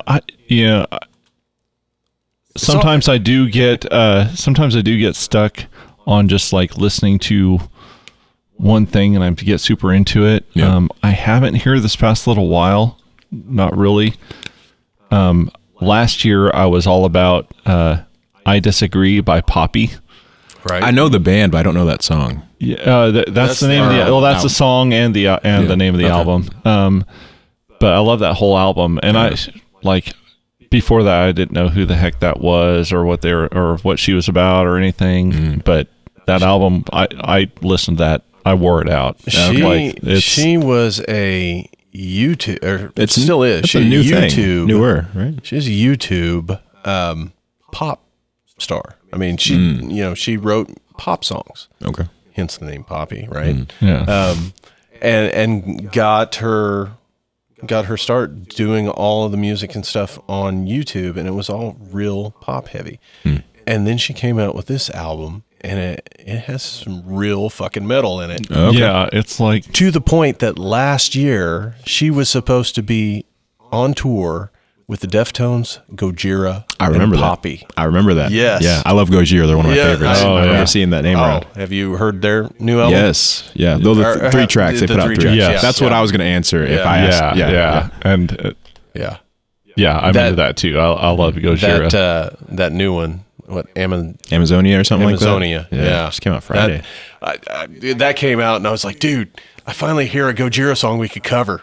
Because then all we need to do is get like tracks of some And like some flute in the background. But the rest of the song is just backing tracks for that. You know, I'm like, oh, we can do that. Yeah, have you seen them live? Have you guys been to a show? No, I haven't. It's it's devastating. I've seen them, I think, 3 times maybe. I saw them with Mastodon once, which is amazing. Nice. And I think they were also with who was it? No, it wasn't Deftones. I don't know. But we went down to Texas and saw them a few years back as the headliners. And so they played for probably an hour and a half. And I was annihilated by the end of that show. The crowd was ridiculous. They're just a heavy band. They're just crushing. Yes. Their sound is crushing. They sound like Godzilla would sound if he were a metal band. Right. And it's just devastating. I loved it. It's crazy. Yeah. Bringing up Godzilla. Yes. Smooth transition right here. Yes. So Godzilla versus King Kong. Tonight. Is it tonight? It's Wednesday. It came out Friday for everyone else on the planet, but I thought it was the 31st, but well, maybe it is tonight. Well, midnight. Midnight. Okay, Yeah. okay. So tomorrow. So the director of that, for one, I'm King Kong. For anybody who's asking. Okay. Oh, okay. That's unfortunate. We all make mistakes. Yep. I'm going for the closest to human. Fair. Not the reptilian overlords. Oh, come on. This from the guy that always says that humanity doesn't deserve to exist and all this stuff. Well, that's true. You don't get to listen to. He's like, all right, you can't listen to changed my Gojira mind. anymore. Yeah, you're not allowed to listen to them anymore. Well, okay, so Ghidorah is no longer living, Right. But if he was, no. Adam Wingard, the guy is directing this. I just saw today. Yep, I know where you're going. We're officially, finally getting a Thundercats movie. Oh, Yeah. is he helming that one? Yes. Yeah. Oh. Yes. This is needed to happen forever, especially with as good as CGI is nowadays. Right. God, this just occurred to me. I hope they don't go the Cats route. Oh, they could. That would be. Oh, that would be disturbing. That'd be rough. Yeah. Yeah, we'll see. We'll see how it goes. What's the timeline for that? I'm scared. Did they say? I think it was just announced that he's gonna direct it. I don't so know. it's brand new. Yeah. Yeah. The guy that helped write Godzilla vs. Kong is tapped to do the screenplay. But Okay. it was funny. Several years ago, Cartoon Network relaunched a new version of Thundercats animated, and that was really, really good. It was disappointing though because Snarf didn't talk. Oh, Yeah. I don't know how familiar you are with Thundercats. Doesn't he say snarf? Isn't that snarf. Yeah. Not very familiar, but I do know that. We're old. So. Yeah, this is like our childhood. Oh, my son, he recently got into Pokemon. And it's like he thinks he knows everything about it already. I'm like, you don't even know. What are you like? They had their 25th birthday or anniversary or whatever. I think in last month maybe of Pokemon, like as a series. Yeah. I was like, I'm turning 26 next month. Like you don't even know, son. Oh shit! To be 26, wow! I guarantee you, my knee wouldn't hurt like it does. That's fair. That's fair. I've got a daughter that's going to turn 3 in a few weeks here. Okay. And she really loves this show called Octonauts. Oh yeah, you know Octonauts. I've seen every episode. Yeah, multiple times. Same. Yeah. But I have to tell you, man, she like knows a lot about different animals, sea creatures and stuff now. You know, it's one of those like educational shows. Are you familiar with it? Have you? Mm-hmm. No. Yeah, I guess yours are a little bit older than ours. Yeah. They always at the end of the episode they like review their little new creature, and it's always some weird like slug thing. It's kind of random. Yeah, exactly. It's never just like a flounder.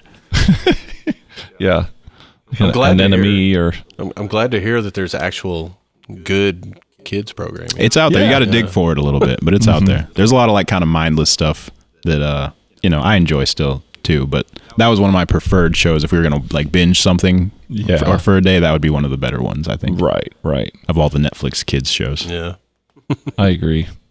That's Kyra's favorite right now. Okay. So jumping back to the music, you said you've been listening to Gojira. Anything else? So Kid Cudi's a huge influence of mine. He was how I got kind of introduced to hip hop back when I was like 15 or 16. And he released the 3rd album in his little trilogy, the Man on the Moon trilogy.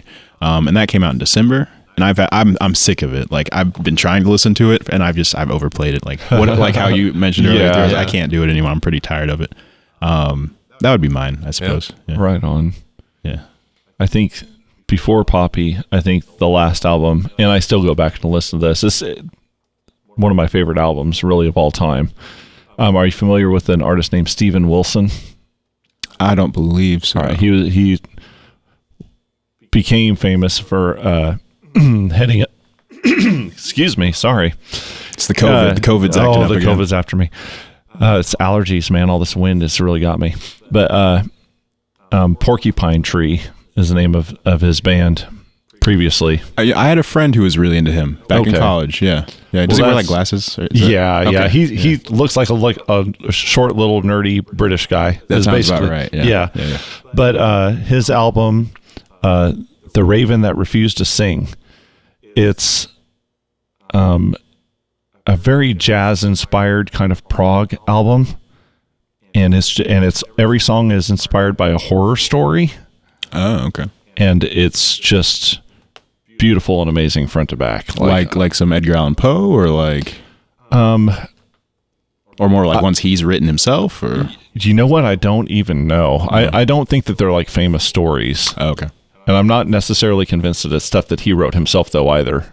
Okay. But each song is supposed to be some kind of like scary story. Oh, yeah. Kind of dark, weird thing. Yeah. And or ghost story or something like that, but it's all very jazzy though. And I really like music that comes from a place of jazz rather than a place of blues, like rock music. Right. So that I swear to God, I listened to that album front to back every day for over a year. Wow. Like I love that album. I'll have to check that one out. I definitely like my genre library, I feel is very exhausted. Like I'm very kind of tired with like a lot of the hip hop and a lot of the metal that I hear nowadays. And so I've been kind of trying to explore new worlds of music, Mm-hmm. We were on a bit of like a reggae kick a few weeks back. We found out my daughter loves it. I don't know why she'll like start bobbing her head, and then I always fall back on like some like solo piano and stuff like that. I have a few pianists I really like. But I don't know, I'm just trying to expand a little bit. Yeah. And I feel like, and maybe try to take some of that into my own music as well, if possible. Yeah. It's easier said than done. It is, but man, that's a noble aspiration. I mean, yeah. I think we should all do more of that. Yeah. For sure. I think like for myself, I definitely find myself writing things and then thinking like, that's exactly the same thing I wrote 2 months ago. 'Cause it's just me. And so I feel like it's kind of like swimming in the same little pond of sound. So I really try to not stay monotonous. Yeah. And maybe the switching genres helps out. Because maybe if I was just writing this like rock music, it would start to kind of sound the same. But that's something as an artist I'm trying to really keep myself away from, is becoming monotonous. Yeah. If that makes sense. Yeah. Because I'm the only one. So. Yeah. I get that completely.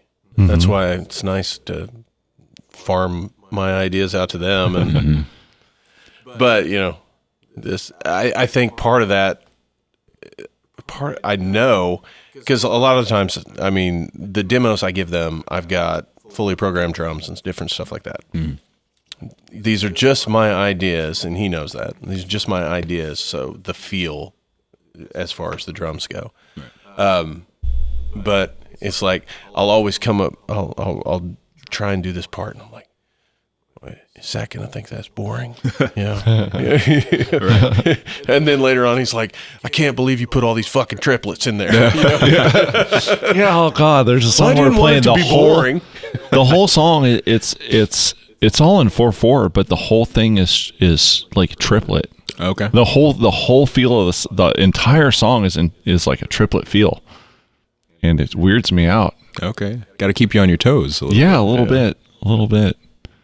It is. It's challenging. Yeah. It's definitely challenging. Yeah. But I think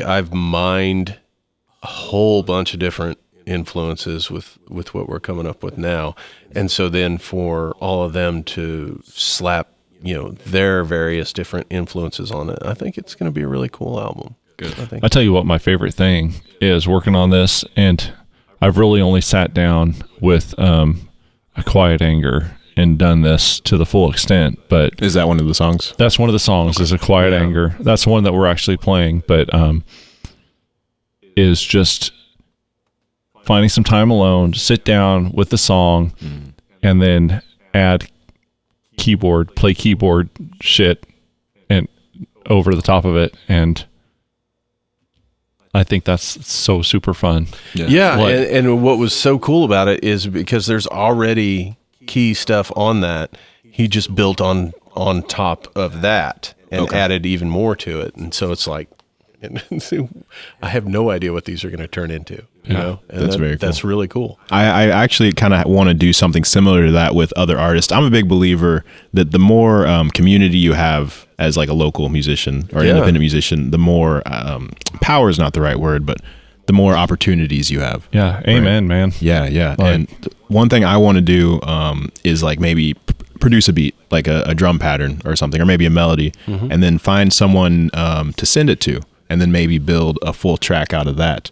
I don't know a whole lot of people who makes music similar to mine or who like produce in the same way that I do. So I just haven't been able to, but it sounds very similar like what you guys talk about right now, writing a song. Yeah, that'd be cool. I mean, we've always kind of just I always go back to the kitchen sink, man. You just kind of throw it all in there. Right. Yeah. And sometimes it works, sometimes it doesn't. Yeah. And just being honest with each other about like, I think that could be better. Right. That's key. I don't think that's quite up to par. And a lot of times, that's something I came up with. It's like, okay, that's a challenge for me to do something better that fits better. Yeah. Well, and that was the biggest challenge. Probably the first song that we put together that's got some really good. It's got a really good hip hop beat to it. Once it got heavy and got to the breakdown, man, Quentin wouldn't let me. Me go. He hated it. He was a dog with a bone. Yeah. He would not let it go. Out of all 11 songs, that one song is the only one that has 6 versions. And it took 6 versions before I got the breakdown to where he liked it. But it got to the point where it was like, oh, it's not fucking heavy enough? All right, gloves are off, The next thing you know, it's just palm music. Right. Oh, wow. No, that's important, though. I think that's very powerful if you can do that and not end up hating each other. Yeah. Well, and I have to live with him, so I mean, not at home anymore, but right. He's always going to be around. Always going to be my son. So. Yeah, that's fair. I definitely like. I feel like in the studio is where I get that.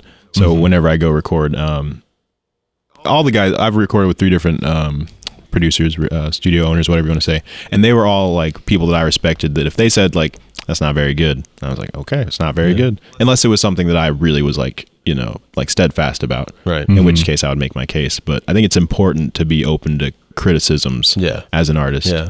As long as it's constructive criticism. Yeah. Yes. I think that's one thing that we're gonna push on this too. Is we're gonna build these songs, we're gonna track these songs, but I think we're gonna bring in a third party to kind of say just listen to it objectively, and say maybe try this or maybe try that or something like that, just to get a fresh perspective because once you do them over and over and over again, some of it gets not necessarily lost, but it becomes background. So there are things that you miss because you're just so used to doing the same thing over and over again. So when you do work with other people, do you basically take the core song? So like you build your own tracks and then take it in and then they just mix it for you and record vocals? Or? I mean, I usually write 90 to 95% of it, excluding bass guitar. I don't know. I don't play the bass at all. So like on riddles, it kind of has that kind of. I went in there with a 4-note progression, and Scott, the studio owner, Pamu, he was playing it and he's like, I'm gonna spice it up a little bit, and he got what you heard, and I was like, yeah, let's do that. Sounds good. Yeah. But everything else, like I either program it at home and then take it in and have them make it sound good, or I take the general idea in there and then we'll program a synth or something. But like when I go to the studio, partially because I don't have a lot of money and I don't want to waste any time. Right. Yeah. For everything's 99 to 100% pre-planned, ready to go. Right. Except maybe like guitar solos or things like that. Yeah. Where do you go to record? So right now, Studio 2C in Joplin with Pamu. He's the man over in Joplin. He's the guy. Yeah. Particularly Studio like 2C. Yeah. 2C Multimedia. He works with a lot of the hip hop guys, some of the country artists and stuff too. But I mean, before COVID, I mean, he had a contract with Sony. He was flying out to California a lot. I mean, he's a super cool dude. He's one of those guys that's definitely about the music, not necessarily the money, which I would argue all the guys I've worked with, all 3 of the studios I've been to were like that, which I appreciate a lot, having that open atmosphere of creativity goes a very long way. But yeah. Excellent. Yeah. I haven't been to any studios in Kansas City, because I'm just not very good at mixing and mastering myself. I did a lot of YouTubing on how to mix and master stuff, and I just realized that's not where my interests lie. Because that's a deep, dark rabbit hole to go down. It really is. Yeah. And it's like you never quite get what you want if you don't have the equipment, or the know-how. So I realized my time was better spent just songwriting, practicing my guitar, singing, things like that. Well, we self-produced the first album, and what I learned out of that was the difficulty in being consistent. I mean, you set everything up the same as the previous song, you record them on the same night, but I don't know. You mean like getting the consistent sound? Yeah. So, I mean, it was definitely more all over the place than we wanted it to be, but that's why I program my drums, because I just couldn't imagine trying to like tackle that honestly as an instrument. I mean, yeah, they were up and down, but for whatever reason, we got really good sound in this room. Okay, you guys record here? Yeah. Actually, the drum set was set up right about where this table is right now. Nice little carpet here. Yeah. But it also goes back to you do it yourself. You have all the time in the world. So it's easy to put it off. It's easy to get fatigued with the material. Right. I think at some point, it's like doing videos for other people. You know, I have deadlines and somebody's paying me to do this. So my focus is a little sharper Sure. than if it's my own stuff. And I, after that one, I was like, okay, guys, I don't want to do that again. Right. You know? Yeah. Yeah. I mean, we can track our own stuff all day long, but I think to have somebody else mix and master, I think we'll get at least a more consistent product. And I think that's the big goal. And it's great to have that objective ear, like you had mentioned, Yes. someone who's Yeah. not attached to the project to tell you if something sucks. Right, right. Or just even hear something that we don't hear. Because what generally will happen, especially if you write a song while you're recording, so one of the songs we wrote while we were tracking, you don't have that year or that 2 years of playing it Right. to where you find the other little things to drop in there. And then after you play, it's like, man, I wish I would have done that. Right. You know? Even just the idea of doing that terrifies me. Yeah, yeah. I'm very much the type that I like to record one day and then maybe have a week off to listen to what we've recorded and then go. That's my ideal way to do it. That's not the way it always That's happens. pretty good. Yeah. But I love that because then I can, sit on it, sleep on it a bit. Nitpick it. Yeah. Exactly. Yeah. Exactly. So the video thing, is that because I remember because I wanted to be here a couple weeks ago. Right. Had to reschedule. You said you had a video shoot. Yeah. Is that like, do you do music videos or like Yes. Yes. like Yeah. okay. I do music videos. I do lyric videos as well. But I always tell people I would rather charge more for lyric videos than music videos, because music videos are fun. Lyric videos suck. Oh, I bet. They're tedious. Yeah. And for what? Just to put word. Let's go make a music video. Right. But I can't justify that to my wife. So music videos cost more. But yeah, I've been doing that for 3 years. 3 years, 3 or 4 years. I've got about 15 music videos. Very I've cool. done. Wow, I didn't know it got up that high. Yeah. I've Have done. I mean, it makes sense now that I'm thinking about it. It's like, yeah, you've done quite a few of I've them. been doing it for a while. Yeah. got 2 in the pipe. So Yeah. Okay. Visual arts. That's something that I love because I know nothing about it. Like photography, videography, I got nothing. So I always really appreciate watching people do that. I think it's cool. Everything I've ever learned, honestly, has stemmed from being in a band. Oh, okay. What can I learn to make the band better? Right. I learned how to program HTML so I could make a web page. It's just everything's band related. Yeah. No, I've sunk a significant amount of time over the last year into learning marketing, and like online marketing and advertising and things like that. Like hours of YouTube videos on how to use like Facebook's Business Manager and things like that. Yeah. And creating like ads and stuff. And part of it's because I enjoy it a lot. I like it. I like having the extra content for people who are following me to see, having the visual aspect, which I'm not a master of. So like I did a lyric video for Riddles, and I just had it was my fire pit. I used my phone to film the fire pit, put it in slow motion in black and white, 'cause everything's cooler in black and white and slow motion. And then I just put lyrics over it. But it's just another piece of content to have, Right.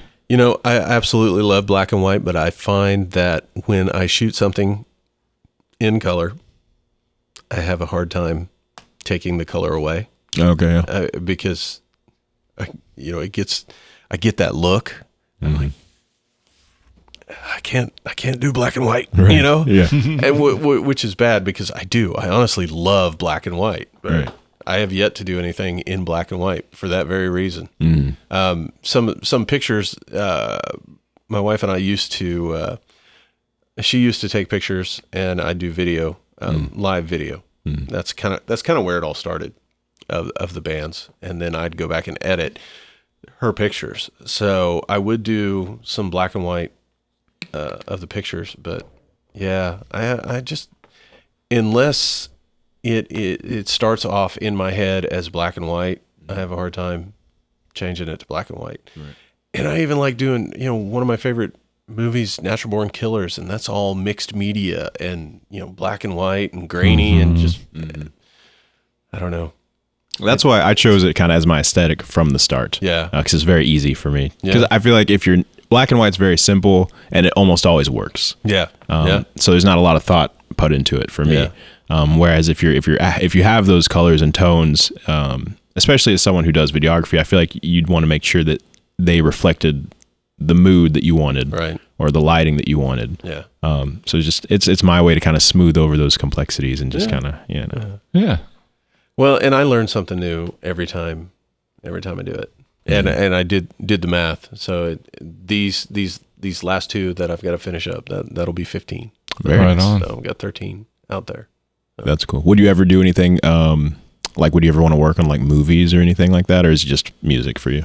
No, I would certainly do movies, but I'm very independent in that I don't know that I could go work for somebody, which has probably been the biggest hindrance to my career altogether. You know, Right. I don't think I could sit and write jingles for people. You know, I just Right.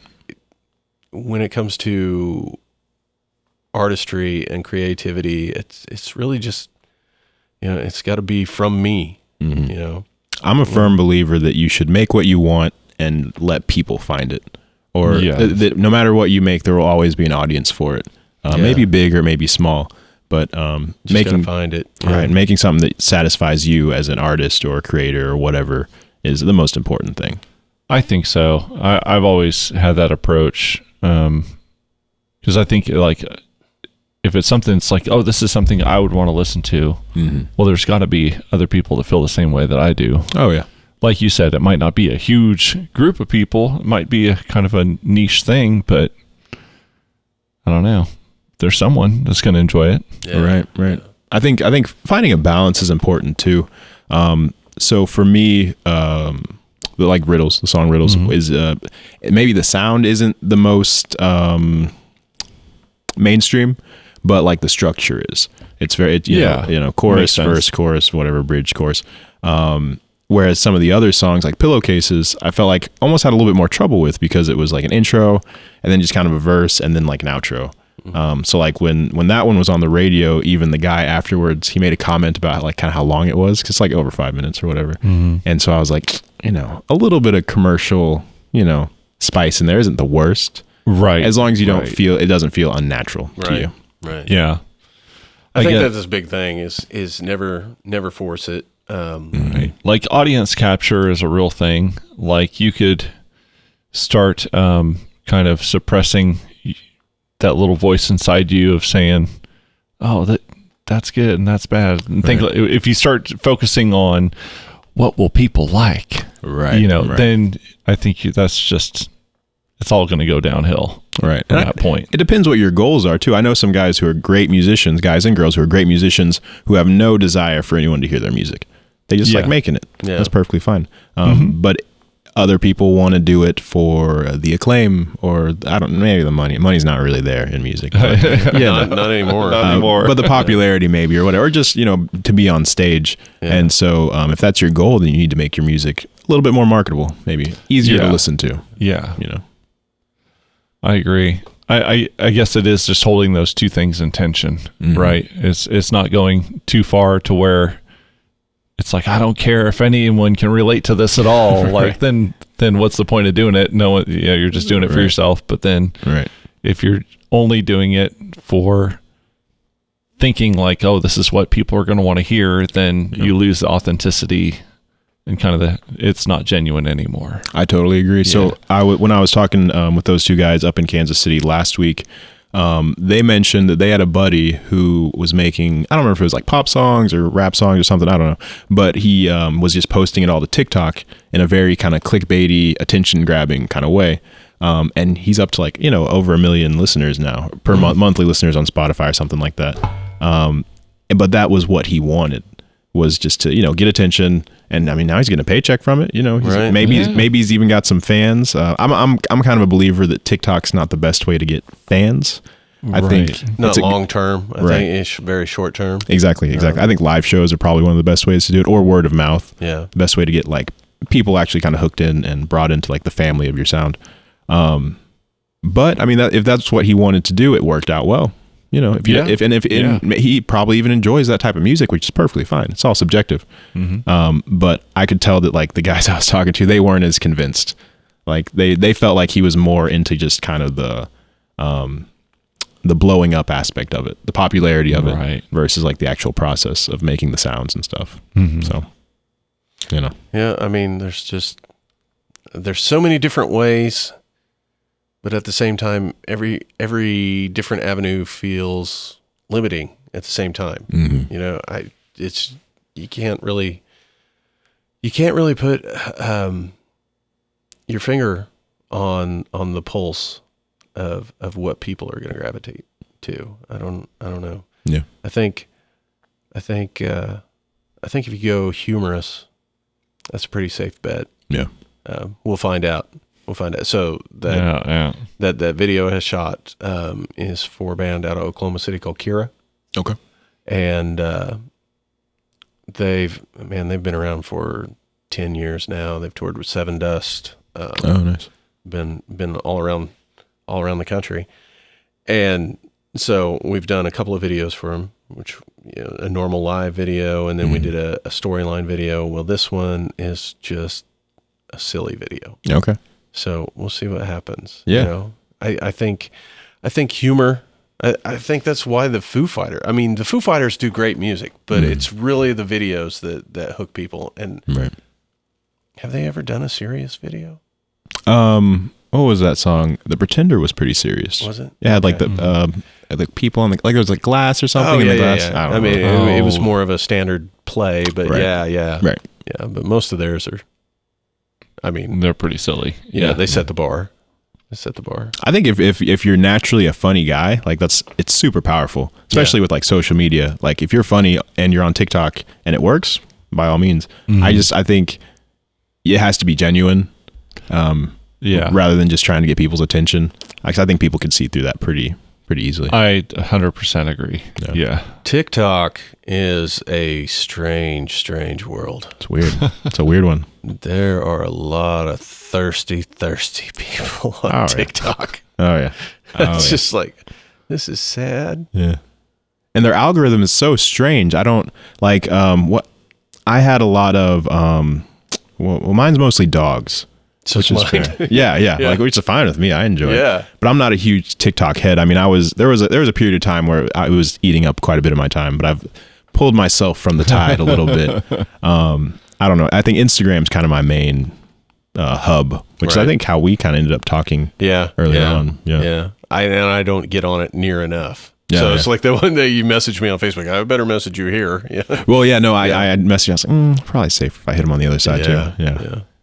Do you guys use so like when you guys are setting up shows or planning out little tours? Because I saw that you guys have like your timeline set up for this year, trying with some mystery dates. No one's. It's a mystery. Okay, all right. It's a mystery. Yeah, haven't been released yet. So, okay. Do you guys? How does that occur? Like, how do you set up those dates? Is it on social media or is it through people you know? Or the tour we're still trying to book. So I'm using a combination of just blind emails and reaching out to people I know, to try and set stuff up.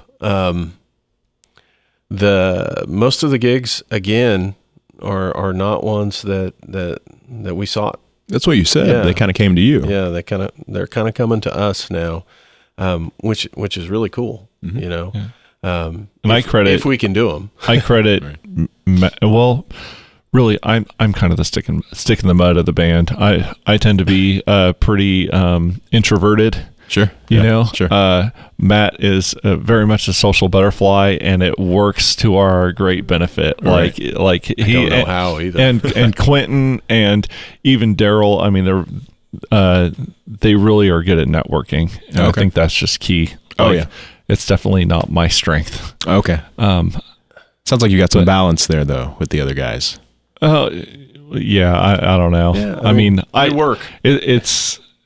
I don't take that as like, oh, that's just not my job to do that then, but that's something I need to put effort into, and it's a challenge for me. But Matt's really good about just meeting people and keeping in touch with them, and that, you know, in the long run, like down the road, that could turn into someone offering us a show. And it's like, it's really cool. Yeah. I think that, I mean, do you feel like that's kind of how it works? Yeah. It's funny because I will go. So, I'm sure you're like I am and just have, a ton of Facebook friends, and, you've never met 3/4 of them at least, right? Yeah. But some of them are in your area. Mm-hmm. And so you go to a show. Hot singles in your area. Right. With 2 miles away from you. So say you go to a show or you go to a festival or something like that, and I will see somebody that I'm friends with on Facebook. Oh. And I always give them, here's another thing. 90% of the time, I don't go out and friend request people. So they're just friend requests that come in. Right. And, usually it's a friend of a friend type of thing. That's how all these keep coming in. But if I run into somebody, I guess I'm just really observant when it comes to that. And so if I go somewhere and I see somebody that basically friend requested me, and then they don't recognize me, I make a note of that. Oh, okay. And then I may go back around and say, hey, but okay, logged. This person just added a friend for a friend, Right. But also when somebody does recognize you, okay, this person, you can't guarantee that they're genuine, but they at least pay attention, right? And I think paying attention in this day and age is huge, right? So I kind of went a long way around there, but that's kind of how I approach it. I remember every face, just about every face I've ever seen. A lot of times I'll forget the context of where, and names are terrible. Same, yeah. Facebook has been huge. Instagram's been huge with that, because now it's like, okay, I can connect this post to this name to this picture, and my brain so does not work that way. Yeah, at all. Yeah. Like I'm sitting here like I'm that jerk that friend requested somebody and didn't say anything. Yeah. I think I'm more like you. I'm definitely on the introverted side. I think I fake extroversion well, like particularly on stage, because you have to. Yeah. Dude, I tell him all the time. We did a lyric writing session, right? I hate singing, just sitting here in the chair and singing. Okay. Yeah, I know. There's times I'm like, all right, what's that melody like? Can you sing that part for me? He's like, no, I don't want to do that. Yeah. I haven't warmed up yet. And Zach Hell, he'll sing anywhere, but put me on a stage and it's no problem. Right. It's just like a switch. I don't know. So, some people just have that switch of stage fright. Mine is just like, it's go time. Right. I'm similar in that I don't mind singing or playing my guitar in front of however many people. It doesn't bother me a bit, but public speaking terrifies me more than like 3 people. And I'm like weird. Nervous as hell. It's very strange and very unfortunate. Yeah. I had to give a presentation like maybe 4 or 5 months ago at the school, and I was just terrified. Even though like I've seen most of these people like at shows, like, or even at like the benefit, like they were all there. And I was much louder and much more, kind of in your face there. Like, why can't I sit here and talk for it was like 4 minutes, my section of the presentation. Yeah. I was still like terrified. It's so stupid. Yeah. It's just, I don't know. That's not your element. Yeah. That's, yeah. And I mean, I can do okay. If it's, me and a guitar. Right. I should say better, at least. But like karaoke, I don't want to do karaoke. I don't know. There's just something. It's just. What do I do with my hands? Like, that's for me what it is. Yeah, that's not the problem, because for years I was just the singer. So it's just, I don't know.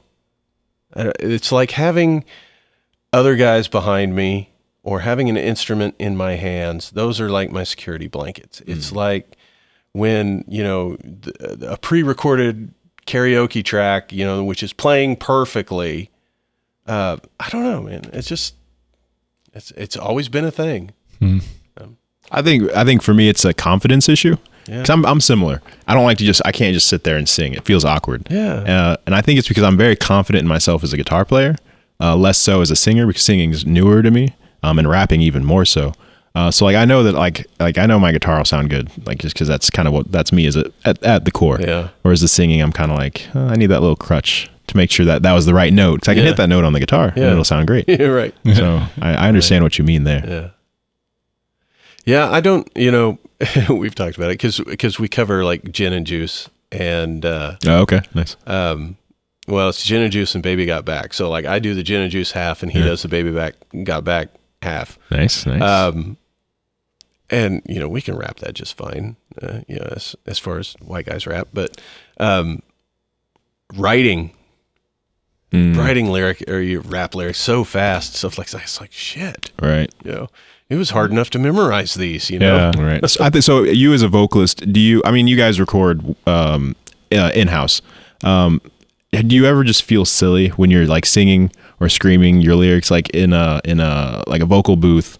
All the dudes are watching you, and it's just your isolated track, and you're just like, what the hell am I doing right now? Well, I'd say I think all of my vocals for the last album, I just tracked by myself. Really?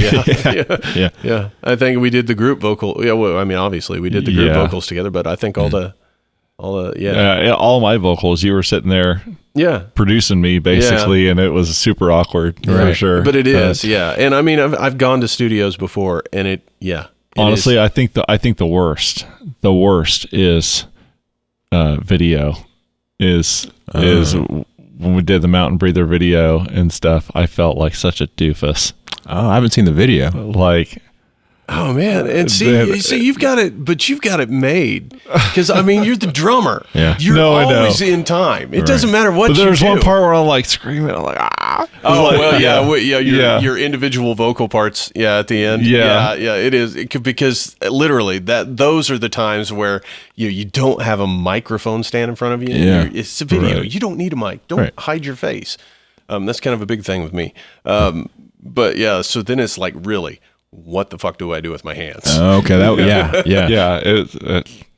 it was super awkward for me. Wow, yeah, but it was cool. And I don't like to watch it because it just brings back the feeling. It's like, oh, that was so awkward. So much power. That's how I used to feel with my music, man. Like, it took me like 4 or 5 songs of like recording them, and then afterwards feeling like, this is good. Like it's ready to go. Like let's do it. Like it was probably like Smoke Eaters or one of the ones I released last year where we recorded it. It was done. I listened to it and I was like, yeah, nice. Yeah. Whereas like a lot of my older stuff, like one of my songs, Burner, which is by far the one that people love the most, like at shows. It's the one that gets everyone hyped. I always close with it. We recorded that and I was so embarrassed by it. I was like, I almost didn't put it out. I was terrified because I thought it sounded bad. I used to have that confidence, and now it's by far like the most fun song to play live. It's the one that people sing back to me, which is always super like powerful, Yeah. I've also learned though that if you don't make lyric videos, people don't know your words. That's true. Yeah. Well, okay, so we did the video he's talking about, and then we later that summer did another one. But it was a music video / lyric video. Okay. So we kept it really simple and just set up in here and played and filmed all that. But because not much was going on, so we threw lyrics over it. Okay, yeah. And I've done a couple of those where it was kind of a mashup of a video and lyric video. It's just, man, lyric videos just suck. Kind of a pain in the ass, yeah. Yeah, they're a huge pain in the ass. As a fan, though, I bet it's nice to know, like, especially if you don't have like the booklet or something. Yeah. And that's the thing. I think they Nobody are has useful, those anymore. definitely. Yeah. Nobody has those anymore. I think you can. I don't know. Do you use DistroKid? I use CD Baby. CD Baby for some reason. I want to say DistroKid has a place where you can fill out the lyrics. Oh, okay. I can't remember. Obviously, I didn't do it. Okay. But yeah. CD Baby does not. I've actually kind of wondered that before. Yeah. Like, where would I submit them? But now, I've seen people on Spotify, like they'll have a video component on Spotify. Yes, and that's available. Oh, the Canvas now. Everybody has that now. Yeah. I've used that a couple times. All right. It was exclusive until think like January or February, like very recently. Yeah, kick ass. I just haven't got around to it. It's like you have like 8 seconds tops. Yeah. And it has to be like in the 16:4 or whatever format. I think it's cool. I really like that. Yeah. I used that for 3 of my songs, and I feel like it kind of helps me. Like I talked about, like I love having that extra layer of content, Yes. or context or story for songs. So like for riddles, mine is the same fire that I used for the like lyric video, and even like a couple weeks leading up to the single, I was posting that fire over and over again, with like a countdown timer. Yeah. I love that I think it's Canvas. Is that what it's called? I think so. Yeah. Yeah, I love that. I think it's cool. It can be distracting maybe, but well, I mean, it grabs your attention. That's the thing. Jumping back to the lyric videos. I mean, obviously you've done a lyric video now. I mean, 2 of them. Yeah. You know how tedious it is. I do them on my phone. I don't know. I'm sure it's much better on the computer. It's a pain in the ass. That's the thing. I think that's the thing that drives me crazy is that, the very first lyric videos on YouTube were fans or other users that were uploading songs, and then they would. So they were like the old school where like karaoke screens, nothing fancy, like a picture. But just text, Yeah. Text. And then somewhere along the way, somebody decided to make it this goddamn art form. And so then that raises the bar on everything. So now you got to do 3D animation, and it's just like, ugh. I did actually. I used what was Fiverr? I paid a guy like $20, some dude in like Russia, to make a video for one of my songs. So I guess I have 3 lyric videos. But that one was more like for YouTube versus like Instagram. And it was really cool. He made this like retro sunset kind of futuristic thing for me. Yeah. But it was definitely, I could never have done that. Yeah. Like I was more than happy to just push that off and give him $20. There are plenty of them out there that are very, very cool. Mm-hmm. It's just, that's not what I want to focus on. Right. As a creator. Right. But at the same time, I'll take a paycheck. Right. Well, and I think you can just be pragmatic about it too, because some of those songs, like you mentioned, like it is just like the karaoke kind of like maybe the album artwork and then some lyrics. Yeah. And I mean, those are still out there. I mean, for newer songs, if you're just trying to get your lyrics out there to your fans, or just even that, just another piece of content or whatever. Yeah. Yeah. Honestly, a lot of times, like if I just want to know the words to a song, I'm not going to be like, oh, well, they didn't spend a lot of time doing the lyric video. It's like, well, there's the lyrics and it's playing the song. Right. Yeah. So it's not in 3D. I'm not even going to watch it. Yeah. Right. Yeah. Like it never really crosses my mind. Well, it's funny. I did one for a country band, a guy that was in a rock band that I met several years ago. He moved on to country and contacted me. So the lyrics in it are very, very simple like that. Mm-hmm. But it's like, okay, the background. So what's the background?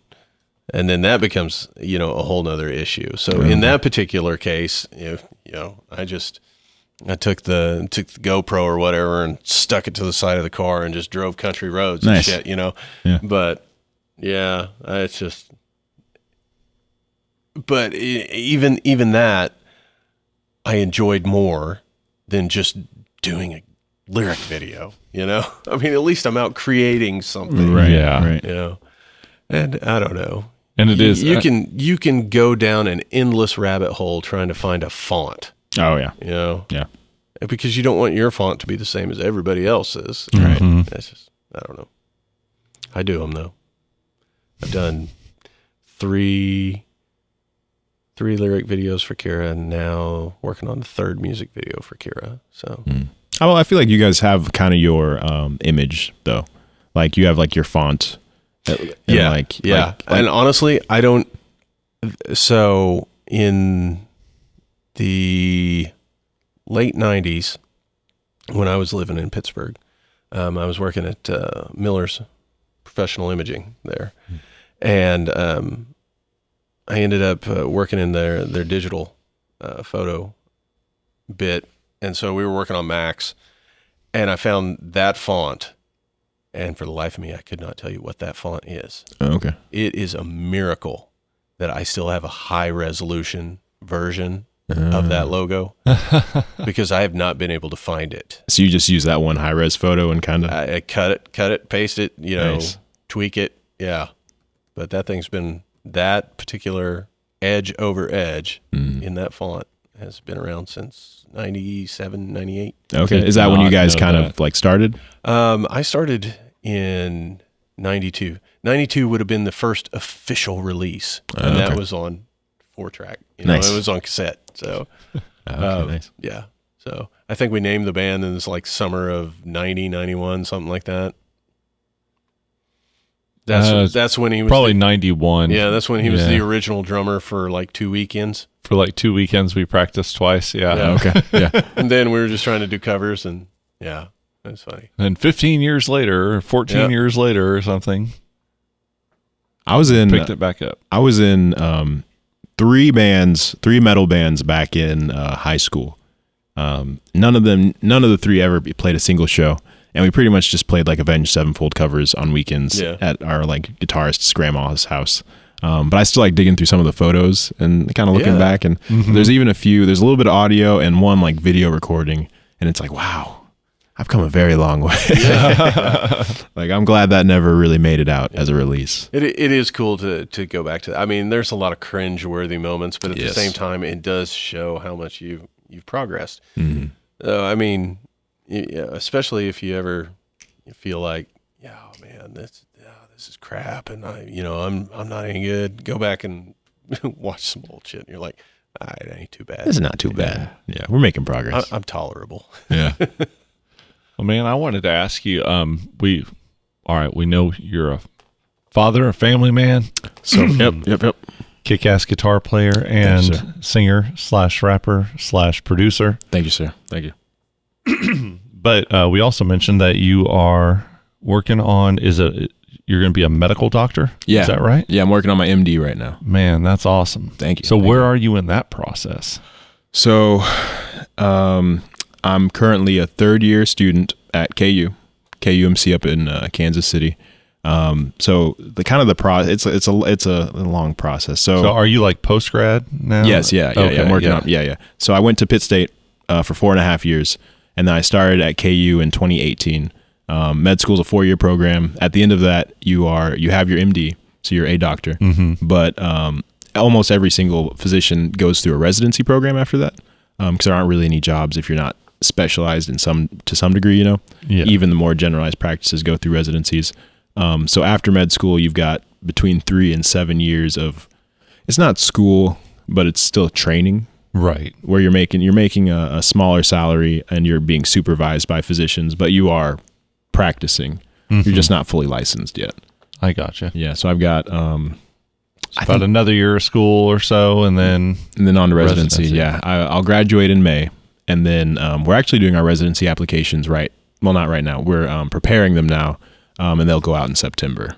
And then nice. Hopefully do some interviews in the fall. And then every med student figures out where they're going to do residency on the same day in March on a Friday. It just happened 2 weeks ago. It's very nerve-wracking for all the 4th-year students, because you find out if you're going to residency. Not everyone makes it. I think like 6% of students don't, so they have to wait another year. You figure out if you made it on Monday, and then that Friday you figure out where you're going to spend the next 3 to 7 years of your life, depending on what you want to do. Right. Yeah. Do you have a specialty? Emergency. Yeah. I'll be going into EM. So EM residencies are 3 or 4 year programs, just depending where you go. And that's the shortest residencies are 3 years. So like family medicine, pediatrics, some emergency programs, things like that are 3 years. The more specialized surgical specialties are like ortho or like neurosurge. Those are like 5, 6, 7 year residencies. Oh wow. Which I do not want to do. I spent 3 weeks on neurosurgery at KU and it was awesome. Yeah. I loved it, but I don't want to do that for 7 years, Because I like going home. They kind of just kind of work all the time. Yeah. But yeah, so I mean, and you know what? Like, if I'm going to see a neurosurgeon, I want it to be a guy or a gal that works all the time. Is that damn straight. Yeah. Dedicated to it. No, there's a reason. Yeah, exactly. Yeah. I completely. If someone's gonna cut my head open, I want them to know what they're doing. Right. Yeah. I could find that. I could see how that would be so fascinating of a area that you'd want to focus that much on it. But yeah, there's a price. There's definitely the sacrifice you need to make for that. Right. Well, and even any any medical field, I'm sure. Well, right now things are kind of messy as well. Just the last year has been a little bit strange for everyone. My schooling was moderately affected, I'll say. A lot of my stuff moved to online. So the way medical schools are set up, though, the first 2 years are preclinical. That's when you basically you go to all your lectures, you live in the library, you read your books, you watch your videos. The third and fourth years are clinical. So where I'm at now, I actually see patients. That's 90% of what I do is like seeing patients, being around physicians and talking with them. And then 10% is like still standardized testing. So it was a bit more interrupting for where I'm at now versus like my colleagues who are in like their first or second years. Just now all their lectures are online, which isn't, the worst. I even when I was in that part of my training, I watched most of my lectures online because I hated going to class. But it's been a bit more difficult now because if you can't see patients, what are you doing? Right. Right. Yeah. But now, I mean, vaccines are rolled out and things are kind of cleaning up a little bit. Yeah. So I'm kind of back in it. I got my first shot Friday. Okay. So how'd it go? it's just fine. Okay. I think that was probably the worst time to get it because, show that night. So they already had, heightened anxiety before the show. And then I have this list of side effects and, I got to wait 20 minutes and I'm like, is my heart beating faster? Something feels It's kind of tight in there. kind of hot in here. My joints are kind of aching. Right. And then, all weekend my knee's hurting. But Oh, yeah. Well, the second one, you said last Friday you got it? just this past Friday. Okay, so your next dose is in a month, maybe? Yeah. The second one is what knocked me on my ass. That's what a lot of people have said. Did you have a Moderna? Or Yeah, Pfizer? Moderna. Yeah. That's what I got. And So, I mean, it wasn't the worst thing that's ever happened to me, but it was definitely uncomfortable. Yeah, I had really bad chills, and I felt like I got like hit by a car. Basically, it was just super achy the next day. a lot of times I will get that within the first 3 days after a flu shot. Okay, It's just like a mild flu. Right. Well, that flu shot last year, it stung Yeah, a lot was it? more than the usual. Yeah. Yeah. I always get the sore shoulder for sure. Yeah. Well, and that was funny too because I was like, okay, I got to play guitar tonight. Which arm should I get it? Yeah, which one did you do, left or right? Left. Ah. I figured I could move my fingers because, like he said, I pick hard, so the arm's got to be able to move. Yeah, You you need that strength. Yeah. So we did all right. Okay, yeah. As someone studying medicine, and I don't want to open up a can of worms or anything, but Right. do you have? I don't know. What's your view on maybe what are your hopes for the future of more vaccines like the mRNA vaccines that these are? So I'm not a medical scientist in any way, shape, or form for the people at home. I have colleagues who are those. They're in PhD programs, and they're much smarter than me with all that stuff. I did my fair share of biochemistry. But like the efficacy of of the mRNA vaccine versus the other ones that we use, like the live strains or the attenuated strains, I don't know. I don't know if the technology, if it's, I don't know. Is it meant to be more effective? Is it easier to produce? Less costly? I don't know, honestly. Okay. If it works, it works. Yeah. I suppose. Yeah. Yeah. And I don't know. I also like medicine is an interesting thing because if I were on a plane and things weren't going so well, I would not go into the cockpit and tell the pilot, I don't think you should do that. I don't think that's a good idea. Right. But I've noticed like with vaccines, everyone becomes an expert, right? everyone knows. Yeah. They go visit Dr. Google for about 20 minutes and they come in and, I've had patients who they didn't want to vaccinate their kids or whatever. And that's your right. Or, morally, ethically, whatever, it is what it is. But it's even like things like my mom, she won't take her thyroid meds. It took her a while too because she couldn't drink her coffee with it or something. And I was like, well, your thyroid's pretty important, for your body. And she's like, but I really want my coffee with cream. And so she didn't do it. And it's like, why am I in school if no one's going to listen to anything I say? Right. Or if people ask you for advice. It's like, I don't know. That's just part of it, I guess. Right. Yeah. But I don't know. So I tend to keep most of my opinions and advice to myself when people ask. Right on. Just because, I don't know. I feel like I say things and people are like, yeah, well, I don't know. I'm still not going to vaccinate my kids. I'm like, oh, well, okay. Sounds Yeah. good. You know, Why did you what ask? do I know? Yeah. Right. Well, yeah, my wife's, she's an RN, and I'm supposed to remind you that RNs are the lifeblood That is of the true. medical community. Oh, so no. treat them nice. Yeah. No, it's first rule of being a medical student is be nice to your nurses. Damn right. Yeah, they'll make your life miserable or wonderful. But she gets the same thing from her parents. You know, and I think it's a parent thing. Oh, well, I'm your parent, so I know better. Right. Okay, I didn't just go to school to learn nothing. She's working on her MSN, so hopefully she'll be teaching nursing before too long and be a sugar mama. Yeah. That's the goal. What field does she work in? Like, what kind of RN is she? She's just a floor nurse. Okay. Yeah. So, she's dealt with the COVID patients. Right. Dealt with a lot of stuff. Been pretty wild. Yeah. But I get to hear all about it. Yeah. I actually, the reason I'm down here rather than in Kansas City is actually because I set up my rotations in Pittsburgh. So most of my third year is actually in Pittsburgh. I did 3 or 4 months in Kansas City. So I went through internal medicine and then half of my surgical rotation, I guess neurology as well. And then I transferred down here. So I've been at Via Christi and then CHC for the past several months. And I love it. I personally love it. I want to practice in the area, you know. Yeah.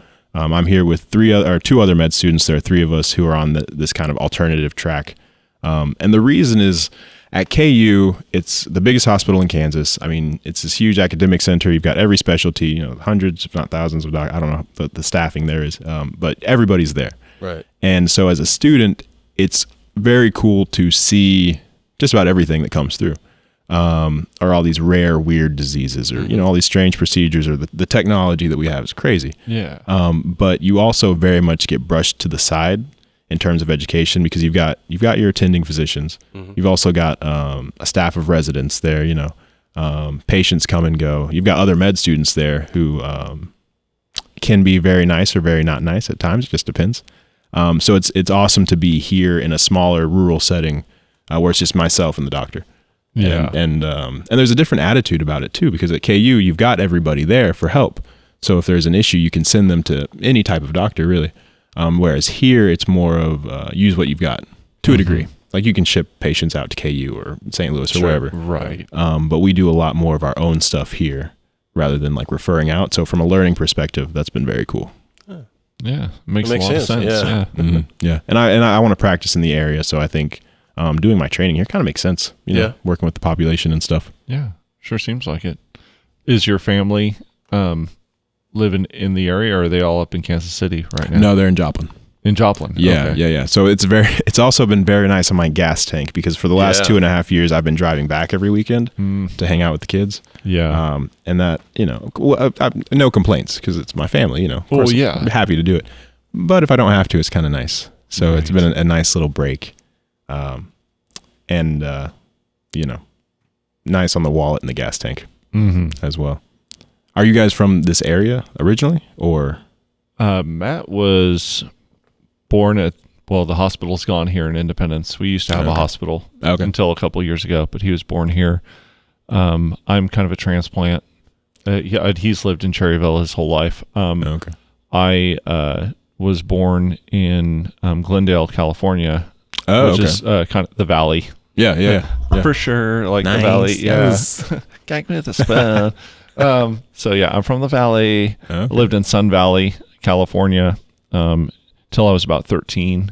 Okay, you grew up out there then, to a degree. Yeah, to a degree. And Childhood. then I moved, when I was about to start high school, I moved to Cherryville. Okay. Lived there. When I went to, graduated high school there, was in the music program here in Independence, at the community college, then transferred to Pitt State. I lived at Pittsburgh for 10 years, and then I moved back. Was that a culture shock? Like going from there to here? Time. Yeah. What's the population here in Independence? Or Roughly 9,000. okay, it was a little bit bigger than I don't think I've been here before. It was a little bit bigger than I was expecting. Yeah. Just coming in. Yeah. Yeah. I mean, it's a small town, but it's not like people driving down dirt roads and on wagons and stuff. Right. You know what I mean? Right. Well, I spent 8 years over in Baxter Springs as well. Oh, yeah. Yeah. I lived there up until I went to KU. So right on. That's I think 4,000 people maybe. Yeah, so like Cherryvale is more around that speed. Okay, that's east of here. I think I passed through Cherryvale. It's you drove past it. Yeah. Okay, yeah. Yep. Baxter Springs. And I just Yes. That's the smallest Walmart in the world. Oh yeah. It disappeared. I think a year after I moved there, like 2013, Oh, 2012 really? maybe. It's been gone that long? Yeah. Good Lord. Yeah. I'm old. I think it's still empty too. I don't think they did anything No, with they it. don't have anything in there. Spooky. Yeah. I've always wanted not one of those small Walmarts, but like the abandoned supercenter down in Coffeyville, or one of those. I'd love to have one of those. Okay. I turned that into a venue. Yeah. Even half of it off, I could use for video. Yeah. But like they have the automotive, so you could imagine you could have these big touring buses pull in. And, Oh yeah. Then they have the chain link area He's where thought lawn a lot and garden, about This is this. a lot of where lawn and garden is. There's your smoking section. You know what I'm saying? Yeah. Oh, right. Yeah. Nice. I just need a backer. moly. Okay. Yeah, that might be a little pricey there. I don't know how much those super centers run for. Well, give me a shout after your residency. So. We'll talk about some investment opportunities. I knew that my life had changed because that was the only Walmart when I moved there. Because that was the only Walmart I'd ever seen that did not have automatic doors. Right. You had to push it open. Yeah. I stood there. I was like, how do I get in? What is this ancient technology right here? It's. I mean, that one was smaller than Kmart. Oh, yeah. Yeah. I remember the first time I went through there. Whoa, is that real? Yeah, it was a trip. I was born in St. Louis, and I lived there until I was about 8, maybe second grade. Mm-hmm. Then I moved to Joplin halfway through second grade. I stayed there through my sophomore year of high school, and then we had the tornado in 2011, which knocked my house over. So then I moved to Baxter because my grandpa lived there, and so we moved in with him, and then into some of his properties. And it was it's like just things have just been getting smaller and smaller, St. Louis to Joplin to Baxter. I loved Baxter though. I like going to high school there. I really enjoyed it. I mean, the school was a tenth the size of Joplin. I think Joplin had like 2,200, 2,500 kids, and then Baxter, I think about 250. Yeah. Yeah. But I don't know. I liked it a lot. Well, really and did. I think what you glean from that is kind of what you're doing with, going back to Pittsburgh to, to do your medical stuff. I mean, it's like having a smaller class. You learn more when you have more one-on-one attention. Absolutely. Mm-hmm. That was he and I. I mean, I lived in Cherryville my entire life. I lived in Pittsburgh for 2 years, but it's been Cherryville ever since. And I think my class was a big class, and it was 60. Oh, okay. Yeah. Yeah. So I mean, yeah, it's just there's something about, and that was part of the reason we moved back, because we had Quentin at that point, and I was like, okay, I want him to go through this school system. Want it small, because I mean, Pittsburgh isn't huge, but in comparison to what I grew up with, Pittsburgh's freaking huge. Yeah. So I think for me, like going to Kansas City too, it was a bit of a moment of figuring out where I wanted to go with my life. Yeah. 'Cause Kansas City is it's a good sized city, including like the metro and everything. And I like being there because I enjoy the energy of all the, people, and all the movement and everything that's going on. But it's like my baseline exhaustion is higher there than when I'm in like Pittsburgh or Baxter or Joplin. Because like when I'm in my house, I'm next to like a major highway. Yeah. And like there's always people yelling. There's always something going on, especially over by like the medical center. I live across the street from it, which, it's a little bit of a rougher neighborhood. And it's like, I like the peace and quiet. I realized that I like going to the city was good, but I realized that I belong in a smaller town, That makes sense. No, that definitely makes sense. Yeah, I love visiting Kansas City. I love going to Springfield. I love going to Dallas, but I like coming back home. Yeah. Exactly. Everything is I quieter. think I'm finally coming around to that realization, and it took me a long time. Mm-hmm. I think I always wanted to get back to living in a city, and just there's so many more opportunities, but it's just never. My ex-wife never wanted to leave like this area. My current wife always wanted to live in a smaller, more rural setting. Sure. And it wasn't that big of a deal to me. Like I'm not sitting here crying, crying about not having the opportunity. But I think I'm starting to realize how much of a blessing that was to just kind of have that peace and quiet. I think, how did you put it? Your exhaustion level. Yeah, like or your almost threshold. like anxiety in the background. Of like, there's always something going on, and it's a bit more. I always feel more tired, like on a very subconscious, deep level. Like that makes a lot of sense to me. I think the only thing I feel that we miss out on in being in a smaller area is not even jobs. You can commute. I mean, hell, growing up there wasn't really anything in Cherryville. So I mean, for work, I've commuted since I started working because I drive over here to work. Right. So a commute is normal. But what I find is, as a musician, not having a real scene, not having a lot, or at least a variety of venues in a large metropolitan area that you are hooked into, Right. At the same time, though, I see that as kind of a blessing because I see a lot of the bands in those areas that we do travel to that don't go anywhere else. They're just comfortable playing in their scene. They don't have to. They don't have to go anywhere. And we've said since day one, 2 hours. A 2 hour radius is pretty much our local. Okay. Because I mean, we have to drive for anything. So doesn't matter which direction we're going. If it's within 2 hours, that's pretty much our local. Yeah. So I've definitely been confined to the Joplin and Pittsburgh area. I've only played twice up in Kansas City, and then I guess once in Lawrence too, at like a basement show. Which those are, I don't know if I mentioned. I think basement and house shows might be my favorite. Yeah. I don't think we've done any in this band, but I have done some of those in the past in other bands, and I will. It's good stuff. Yeah, that's it's super like fun. You had mentioned like yours felt like kind of like a party when you're on that pass. It's very similar. Yeah, it's like a metro pasture party. You know what I mean? Just a condensed one. Yeah. I don't know though. It is nice. Like so. When I was an undergrad, like at Pitt, a big thing was we'd go to concerts in Kansas City. Like we'd gear up for the day, drive up, go see, I don't know, like Mastodon or Ghost or whoever, and then drive all the way back. And it was kind of like a trip, which is cool in its own way.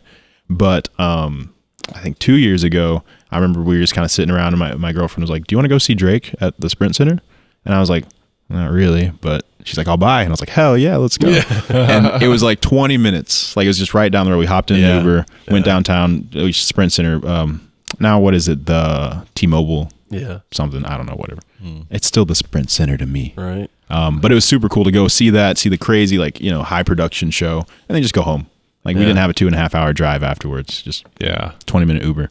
So there are pros and cons. Opportunities you had mentioned earlier. Yeah, I kind of miss out on those a little bit. I don't know.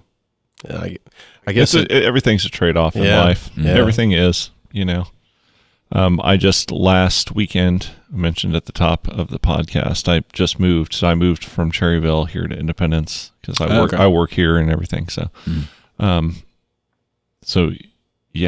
excited about that. It's a new house, is what you? Well, right? It's not it's new to me. Well, new to you. Yeah. I got a little more room. Hopefully be able to set a little space aside. The plan is, to work on music and stuff. You said you've got a new like electric kit. Is that what you said? I just ordered it. It's not come in yet. So that's. Is your family like happy that they'll have like a little bit more quiet, or are they cool with the drumming? Oh no, like I've had no room to have a drum set in my home. Like my drums are here. Okay, that's right. Here in our little practice area, but and honestly, the E-drums probably will be too because. But as much as they cost, and a 3-year-old, Oh yeah, that's true. Well, I don't know.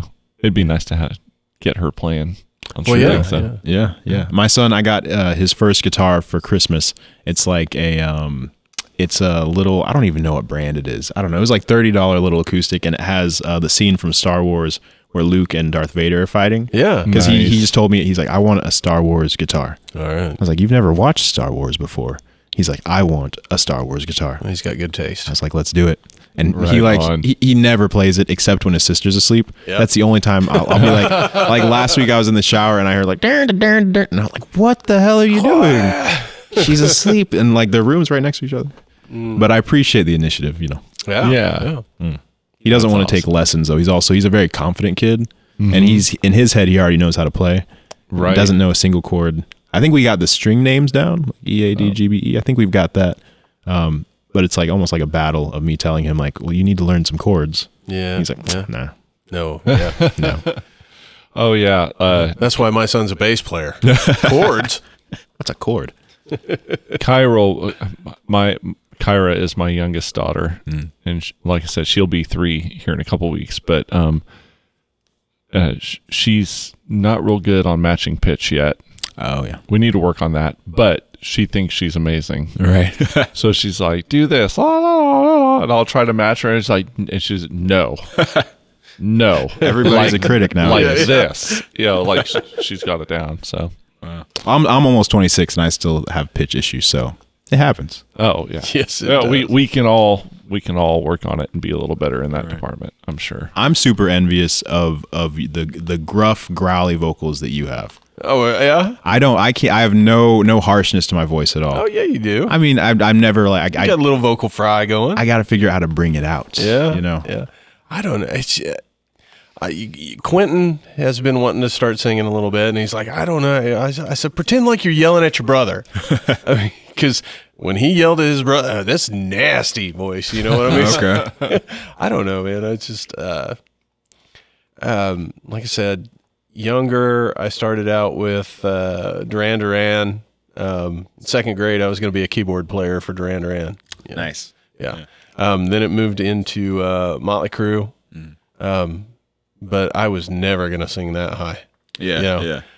But then Pantera came on the scene, and that's really when I started singing heavier, you know. But always been a huge Motown fan. Aretha Franklin's my favorite artist, period. Okay. And so there's always been a bluesy bit to everything that I try to do. I don't know, man. It's like I'm yelling at my kids. Yeah, no, I dig it. I dig it. Thank you. I can't do the growly stuff either. Okay. Yeah. Maybe it's like a mindset thing. Maybe I got to get more angry at my kids. Anytime I try to do it, I feel it just tearing up my voice. I can't do it without it just ruining my voice. Is there a special way to do it? Is it a technique thing, or is it just you power through it and just rip up your vocal cords? You know what? You just you can go down a rabbit hole on YouTube on everybody telling you how to do it, and you know maybe I'm doing it wrong. I don't know. I mean, seems like it's working out okay. Yeah, I mean, I've been drinking ever since I've been singing in a band. So, you know, maybe it is rough on my voice and I just anesthetize myself while I'm doing it, you know? Yeah. But I mean, I can talk the next day. I've been telling them when we do this 9-day tour, that's going to be the test.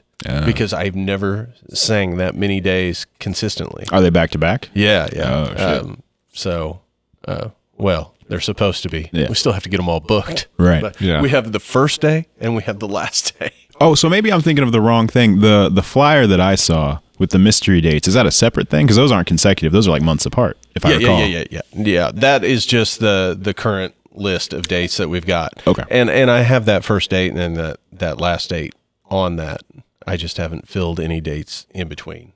Okay. Okay. Yeah, I was just putting everything on one so we had something. Right. You know Very what I cool. mean? Yeah. So when we have the full tour booked, I'll do a separate calendar for the tour.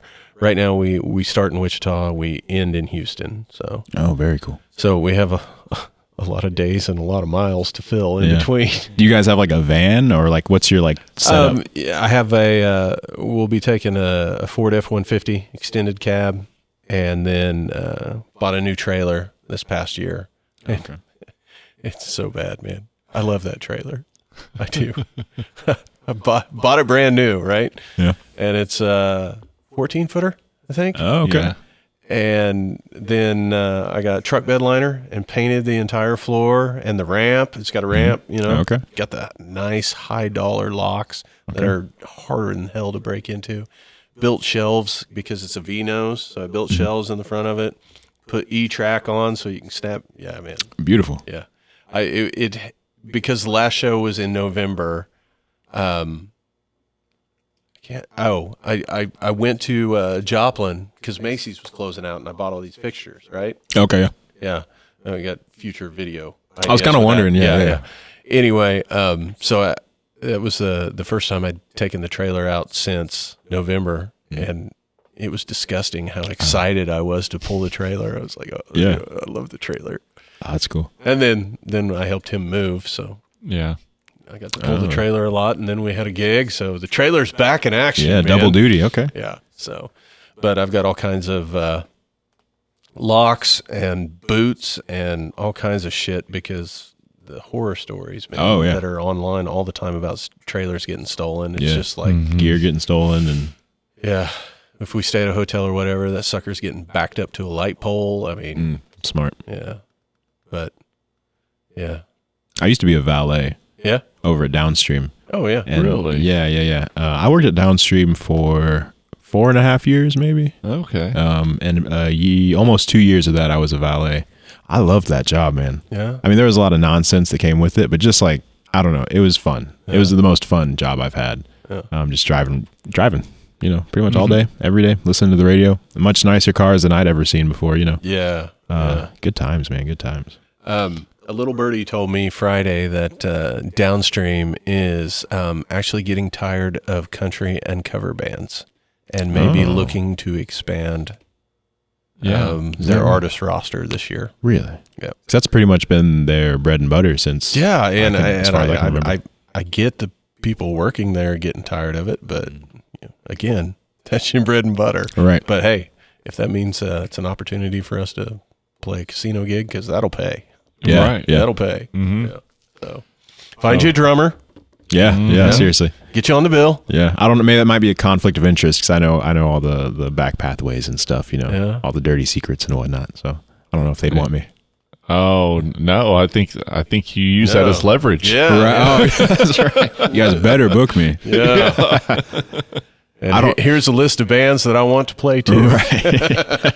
List of demands. I'm trying to figure out when to start planning shows. I don't know. I don't know how things are looking like as far as it seems like things are opening back up. Yeah. And hopefully that continues. I don't know. Do you have a feel? It seems like there for a while we were hearing, this many new cases. Right. I haven't been hearing that as much. Is that just? I mean, I'm not saying that COVID's gone away. No, it's still hanging around. It's still definitely something to take seriously. But do you get the sense that it's backing off, or is it still? I think it's a two-pronged thing. I think first and foremost, I think America's getting a little bored with it. Yeah, and so I think that's what my fear is. Like, is this just a perception thing? Right. I think the media's kind of, I don't know. They've got like a big boat in the canal to worry about right now versus the virus that's been here for a year. But I mean, at least around here, things are kind of cleaning up. I mean, we still have plenty of cases. But for example, Via Christi, I know their census when I first got there of the 50 beds that they had, it was always like 25, 30 plus were COVID beds. They always had a surplus of patients. And then just last month, the last time I looked at the census, it was like there were like 2 or 3. So around here, it seems like things are hopefully cooling down a bit. But I don't oversee any of the COVID units. I don't work on them. Right. Like I'm not trying to say that you're an authority. I just figured you might be a little more plugged in than my perception is. Hopefully, I mean, it seems like things are dying down a little bit. And I just want to make sure that everyone knows I'm not saying that means like, woo, party, go, right. No masks. Right. I'm not saying that, but that's encouraging if that's the case, if it's kind of backing off. Right. We still need to be careful so it doesn't go back on the upswing. I really hope the weather is going to be cooperative this year, because this could be a huge year for outdoor shows. Sure. Because that's I think if we focused on doing outdoor shows this year, at least one more year without close confined space, then I think we'll be where we need to be, at least to what they call the new normal. I heard a rubric that I really like, kind of a rule of thumb. And tell me what you guys think of this. It's like basically do any two of the three: be outside, wear a mask, or be socially distanced. I feel like if you do two of those things, because you're going to be relatively safe. I think that's reasonable. Yeah. Do all three, then you're golden. Right. Well, it seems like there's very little evidence of it transmitting outdoors, and if you're covering yourself up more, you're not creating vitamin D. Vitamin D seems to be having a positive effect, and I don't know. It seems like if you're not around people outdoors, you could probably go without the mask. So something that really interesting is that I've noticed, and I've had several physicians tell me, there's no flu this year. We all got our shots and whatnot, or a lot of us did. And that's because everyone's masked up. Washing our hands works. It's the weirdest thing. Right. And the masks, they seem to be maybe helping out. But like when I started my pediatric rotation, which is always kids, is taking care of kids. One thing that they kind of prefaced us with was that they said, you guys might be kind of bored on this rotation because we don't really have a lot of sick kids right now. Because people are covering their mouths and they're washing their hands and they're staying away from each other, not congregating. Yeah. So things like RSV, croup, the flu, even common colds, those things are all kind of in the toilet. So they warned us, you guys might not have a lot of patients to see. I still had plenty of runny noses and stuff to take care of them. Yeah. But so I mean, there's some good things have come out of it. I hope personally that the social stigma of wearing a mask doesn't come back. Yes, like totally agree. So working at downstream, there were always people walking around with masks on, like years ago. Mm-hmm. And you would always look at those people like, what's wrong with, like, what, do you have tuberculosis or something? Like, why are you wearing a mask right now? Right. Which there's absolutely nothing wrong with that. And in like bigger cities or in like foreign countries, you would see that people would wear masks all the time. Mm-hmm. And I hope that, 5 years from now, let's say COVID clears up completely, everyone's vaccinated, I don't know, whatever, and it's not a big issue. I hope that it's still not weird for me to maybe want to wear my mask when I'm in like downtown New York or something. Right. Like you don't have to. There's not like rules about it, but if I feel more comfortable doing it, or if I'm sick, you know, I hope people, the perception of strangeness isn't there.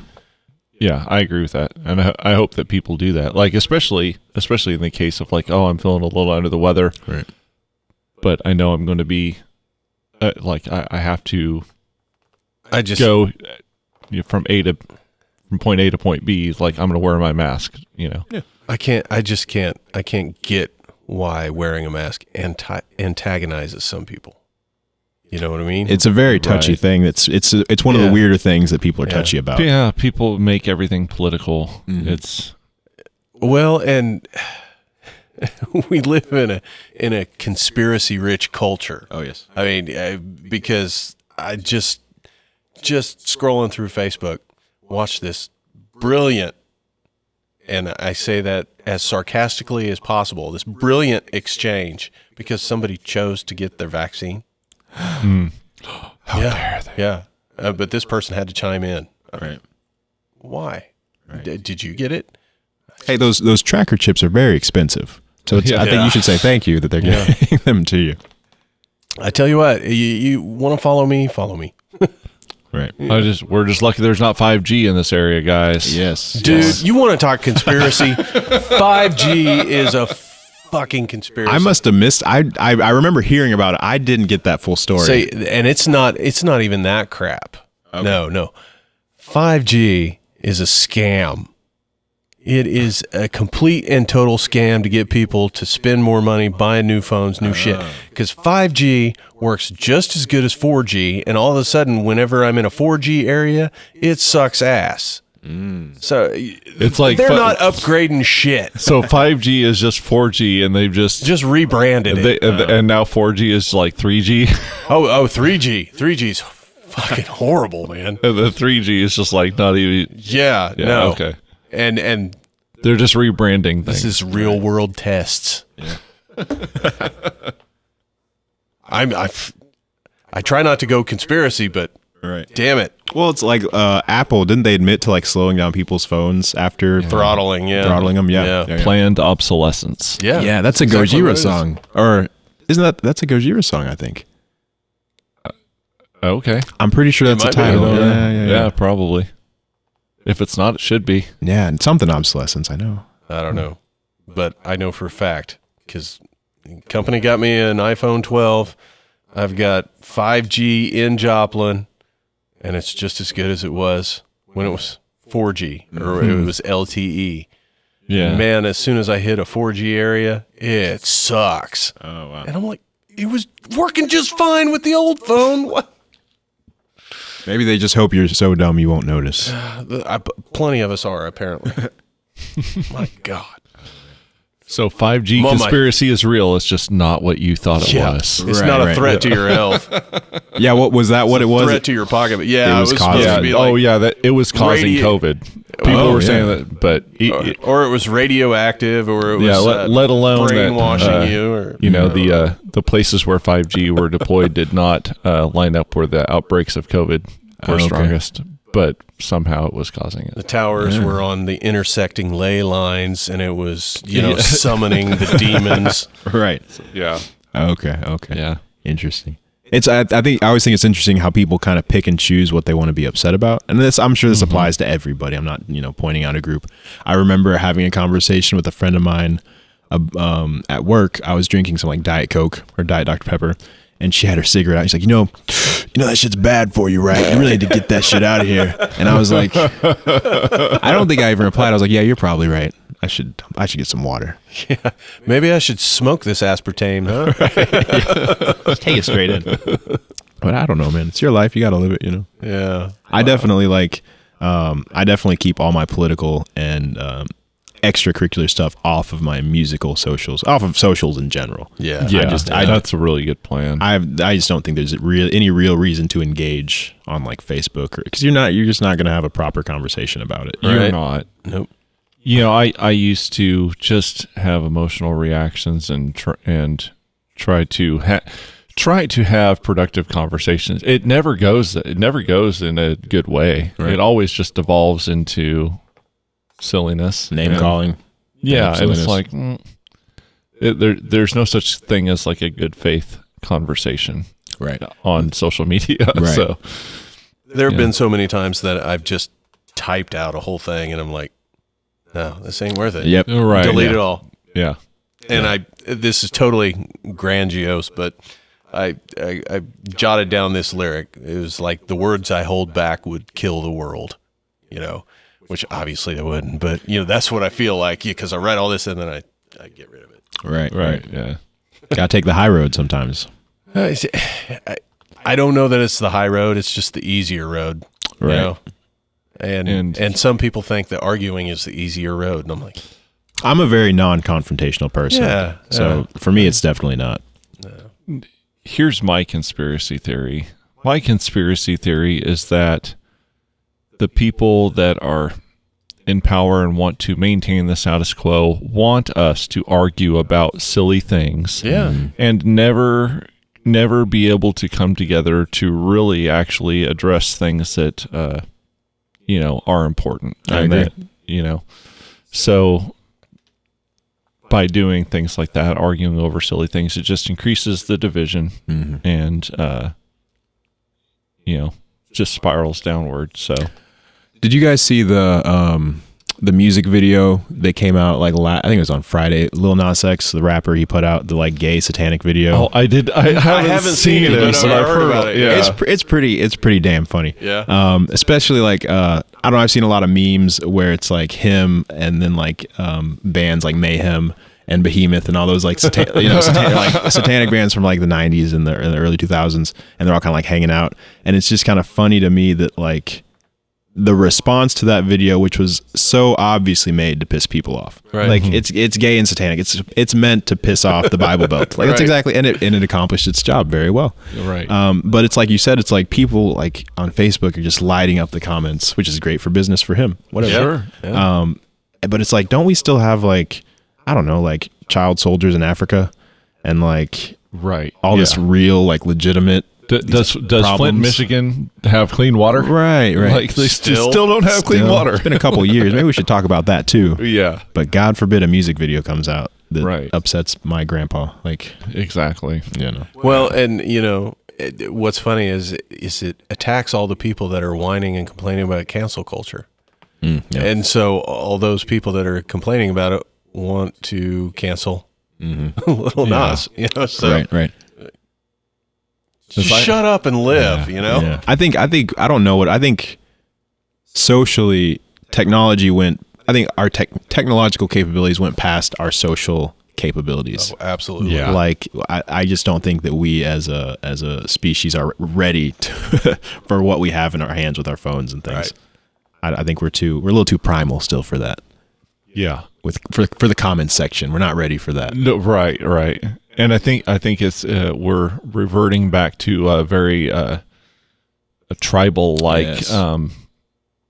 Mentality. Absolutely. With all this stuff, and that's not necessarily a good thing. So. No, yeah, it's always us versus them, Right. for whatever reason. And I mean that's how we've evolved. I mean that's in us. But I think that's something we need to rise above and, Well, it's to like, transcend. it's like I've been talking about it for over a year now. We need an enemy. As a species, we need adversity. Right. And so if we don't have it, here we are in the most technologically advanced time, and ultimately it's a peaceful time. So who else are we going to turn on but each other? So, I'll still argue that this is the best time to be, the best place and the best time to be alive. Yeah. As people. I mean, just with the medicine we've got, the technology Right. we've got. Yeah. 100 years ago, people were dying of the flu still. I mean, people still do. But I think we need aliens. we need a bad guy. A bad guy. I mean, bring back the Cold War. I mean, because that was a good time. Right. We had Genesis. Come on. Yeah. The art coming out of that period was incredible. But I think, what was the video game Mass Effect, which is a sci-fi video game that I loved back on the Xbox, where like the humanity united, and so all of a sudden we were Earth rather than America and Yeah. et cetera, et cetera. We were Earth talking to the aliens Yeah. and fighting them Yeah. initially. Yeah. The common enemy. Yeah. Would be good. Well, and I mean, if you want to bring the Earth together, it's got to be aliens, Extraterrestrial. interdimensional beings. Yeah. Oh. The reptilians. I'm telling you, it's the reptilians. They're making the frogs gay.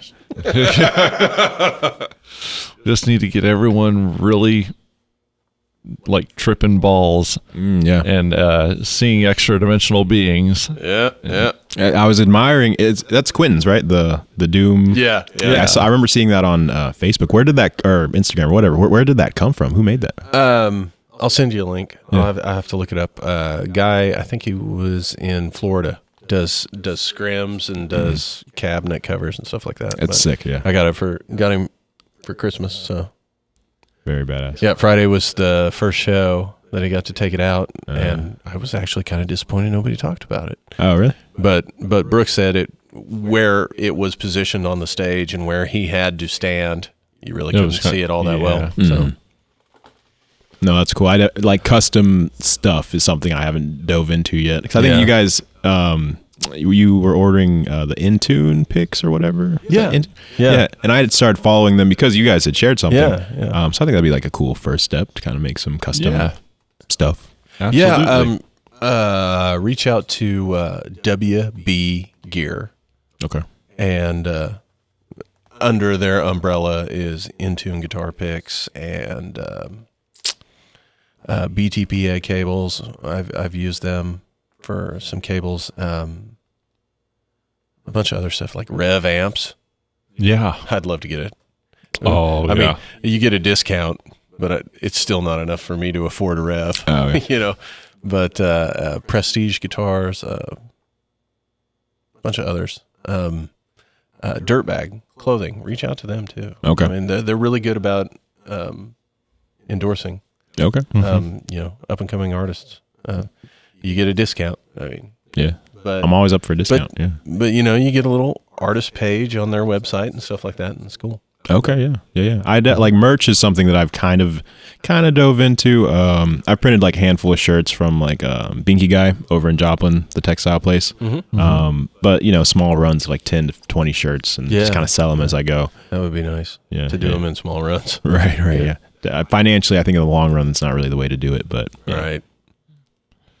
Do you have any shirts available right now? Just a shit ton of XLs and maybe like a medium somewhere. Okay. Yeah. I probably need a large. I was going to hit you up for one. I'll check. Well, I'll okay. check. Yeah. And likewise, I've got kind of a belly these days, so medium isn't. Medium fits me up here on the shoulders, but not down here. Well, I got my XL the other day in the mail, so. Oh yeah. All right. I'll check my stock room. Okay. Which is a cabinet at my house, Right. Or a drawer, I should say. Awesome. Yeah. I would love to purchase a Everett the Grey shirt. I from appreciate it. Yeah, and likewise, I don't think. Do you guys have shirts? I haven't seen. Okay. Yeah. Yeah. Let me get one of those. you. Yeah, man. We'll toss one at you. Okay. Oh, yeah. I want to add. It threw me for a loop when I asked you about the band name, and you were saying there was a Lord of the Rings reference Yeah. in there. So are you a big fantasy fan? As a whole, yeah. Yeah. I'm not like I don't pretend to be like one of those guys who knows all the lore of like Lord of the Rings. Oh yeah, that's I've seen all the movies several times. I really love Harry Potter. Of course, I grew up on. I was really into like the Elder Scrolls, the video game series. I played the shit out of those, hundreds of hours into those.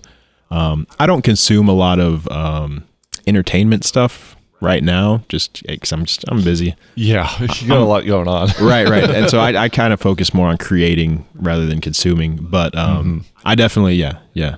I'm a fan. That's cool. Me too. That's my favorite genre. I think like when especially for books and stuff. Like, what would be your like essential like text or three maybe? like fiction. Yeah. All right.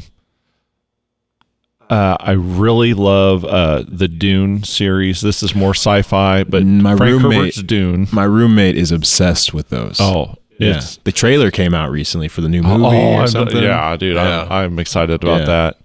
And then probably my favorite author right now is Brandon Sanderson. Okay. And he is a fantasy guy. He's got several he's got a lot of books and a lot of series, but some of those series are within what he calls the Cosmere. Okay. And they're kind of loosely related, and they're but there's one series in particular in the Cosmere that's called the Stormlight Archive, and it's got a really cool magic system. What makes a book for me is when the characters are really well developed and the story stems from the characters, not like you're just plugging arbitrary characters into a plot. Right. Well, he's really good about just having very deep characters, and you can really relate to them and follow them through the story. So the Stormlight Archive is amazing. Okay. So that's one. Okay. And then another one that's older is The Wheel of Time by Robert Jordan. I'm not familiar with that. All right, that's a really it's something like 15 books, and they're all super long. Oh, gee, it's one of those. Yeah. Yeah, it's like epic. So Okay. they're making a series of that. They started production on it and then had to pause it for COVID. Right. But We're so behind on projects. Like I know. Like Godzilla versus Kong. I'm a massive Godzilla fan. I don't know Yeah. if I said that earlier. Like all throughout my childhood, like it was just my thing. And Godzilla versus Kong was supposed to come out March of last year initially. Right. And that was the first delay. I think it was supposed to come out like fall prior to that, maybe. Yeah. I don't know. But then like in the MCU, like the Black Widow movie, just kind of, I don't know when that's coming out. I think Last later I heard this year was Pretty June. close. Okay, Yeah. okay, June. but it was supposed to be like summer last year, right? Right. It was supposed to be in May Yeah. of last Okay. year. They should have just released it on Disney Plus. But Yeah. Oh, speaking of Disney Plus, you been watching Falcon and the Winter I Soldier? have not had a chance with the move and everything. Oh, yet. It's good. Yeah. It's good. Good stuff. And it's only 6 episodes. Oh, okay, I didn't know that. So we're already yeah. 2 out of the way. Yeah. Yeah. Yeah. Give it another 4 weeks, man. Just power through it. Wow. Yeah, Yeah. right on. Well, that's like WandaVision. It was like a self-contained kind of story. Yeah. I mean, it was 8. Was it 8 episodes? 8, Yeah, maybe. 8. I want to say it was 9. 8 or 9. Yeah. It was really original. I mean, I was impressed. yeah, I really liked it. So you're not absorbing a lot of content, and there hasn't been a whole lot of content. Have you any movies or anything that's jumped out? So we watched. I always mess the name up of this. It's a series on HBO. I want to say it's called "I Know This to Be True" or "I Know This for Certain." I always mess it up. I don't know. It's got Mark Ruffalo. Are you familiar with this? Oh no, I'm Serious not. no. I thought you Okay. were saying the actor. Yeah. The Hulk himself. It's based off of a book. I know. And Mark Ruffalo is this guy. He's like in his early 40s. He's a painter, and he has a twin brother, also played by Mark Ruffalo, who is a paranoid schizophrenic who's been institutionalized for most of his life. And I guess I shouldn't give away too much, but the first episode, beginning of the series, is his brother, who's also Mark Ruffalo. That's when I realized he was an amazing actor because he plays both roles flawlessly. Yeah. It's him cutting his arm off in a library. And so it's kind of the sequela of that, of him trying to handle that with his brother being locked up. And also he has the worst luck of anyone on the planet. It's an incredibly dark show. It's one of those, like, I would watch an episode and just be like, Yeah. take a breather from all that bullshit. That was crazy.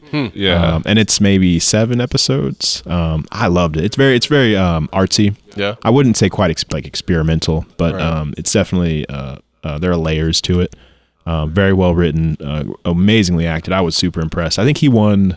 I get him mixed up, an Emmy or something, one of those awards for his performance. So I was super impressed by that. It's worth a Well, watch. that's cool. Cool. Yeah, I will check that out. Yeah. Sounds great. Well, I'll tell you what, guys, we're past the 3-hour mark, so Wow. Oh shit! I just want to say, man, I appreciate you spending all this time with us. Happy to be here. Happy to be That was here. great. I wish you the best on all your endeavors, school, family. I certainly hope to hear and see more of Everett the Grey Thank you. It's coming. performances and on the way. recordings. Yeah. All right. Likewise, and you guys, I appreciate you having me out Yeah, here. absolutely. Oh, man. Sorry it took me a little bit. I know. No, you're good. I man. had a slight delay, but You are welcome back anytime, man. Yeah. right on, right on. If you guys ever need an opener, let me know. Yeah. Oh, for You sure. ever got an open spot on a gig? 'Cause I'm looking, later this year.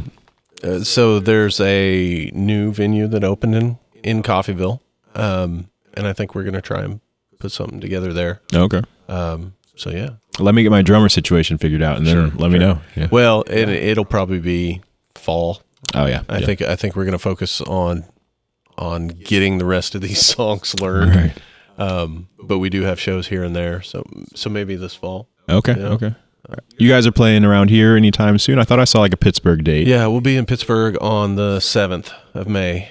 Okay. Out at the Dirty Mule. Oh, where's that at? Do you remember Twisters? No.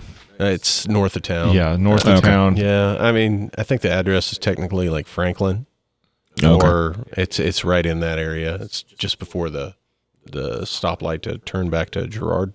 Okay. Yeah. Yeah, so it's right out there. Cool. Yeah. It's a cool venue. Yeah, I'll have to come out and check it out.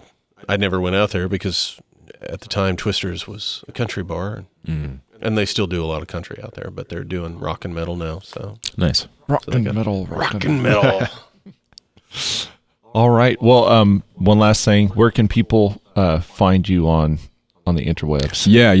Instagram is my central hub. So Instagram.com/oops Everett died is me. That's where I post most of my content. Also available on Spotify, Apple Music, all that good stuff. So yeah. Yeah. Check it out. Riddles, my personal favorite, the newest track from Everett the Grey. I really can't pick one because I like pillowcases. I like I like smoke pillowcases eaters. a lot, shucks. dude. And shucks. yeah. Smoke Eaters. I haven't played either of those two live, Riddles or Pillowcases. I just haven't had the opportunity, so I'm really looking forward to those. Oh, dude. It'll be fun. All right. Well, thank you again, and be well, everybody. We'll see you later. Peace.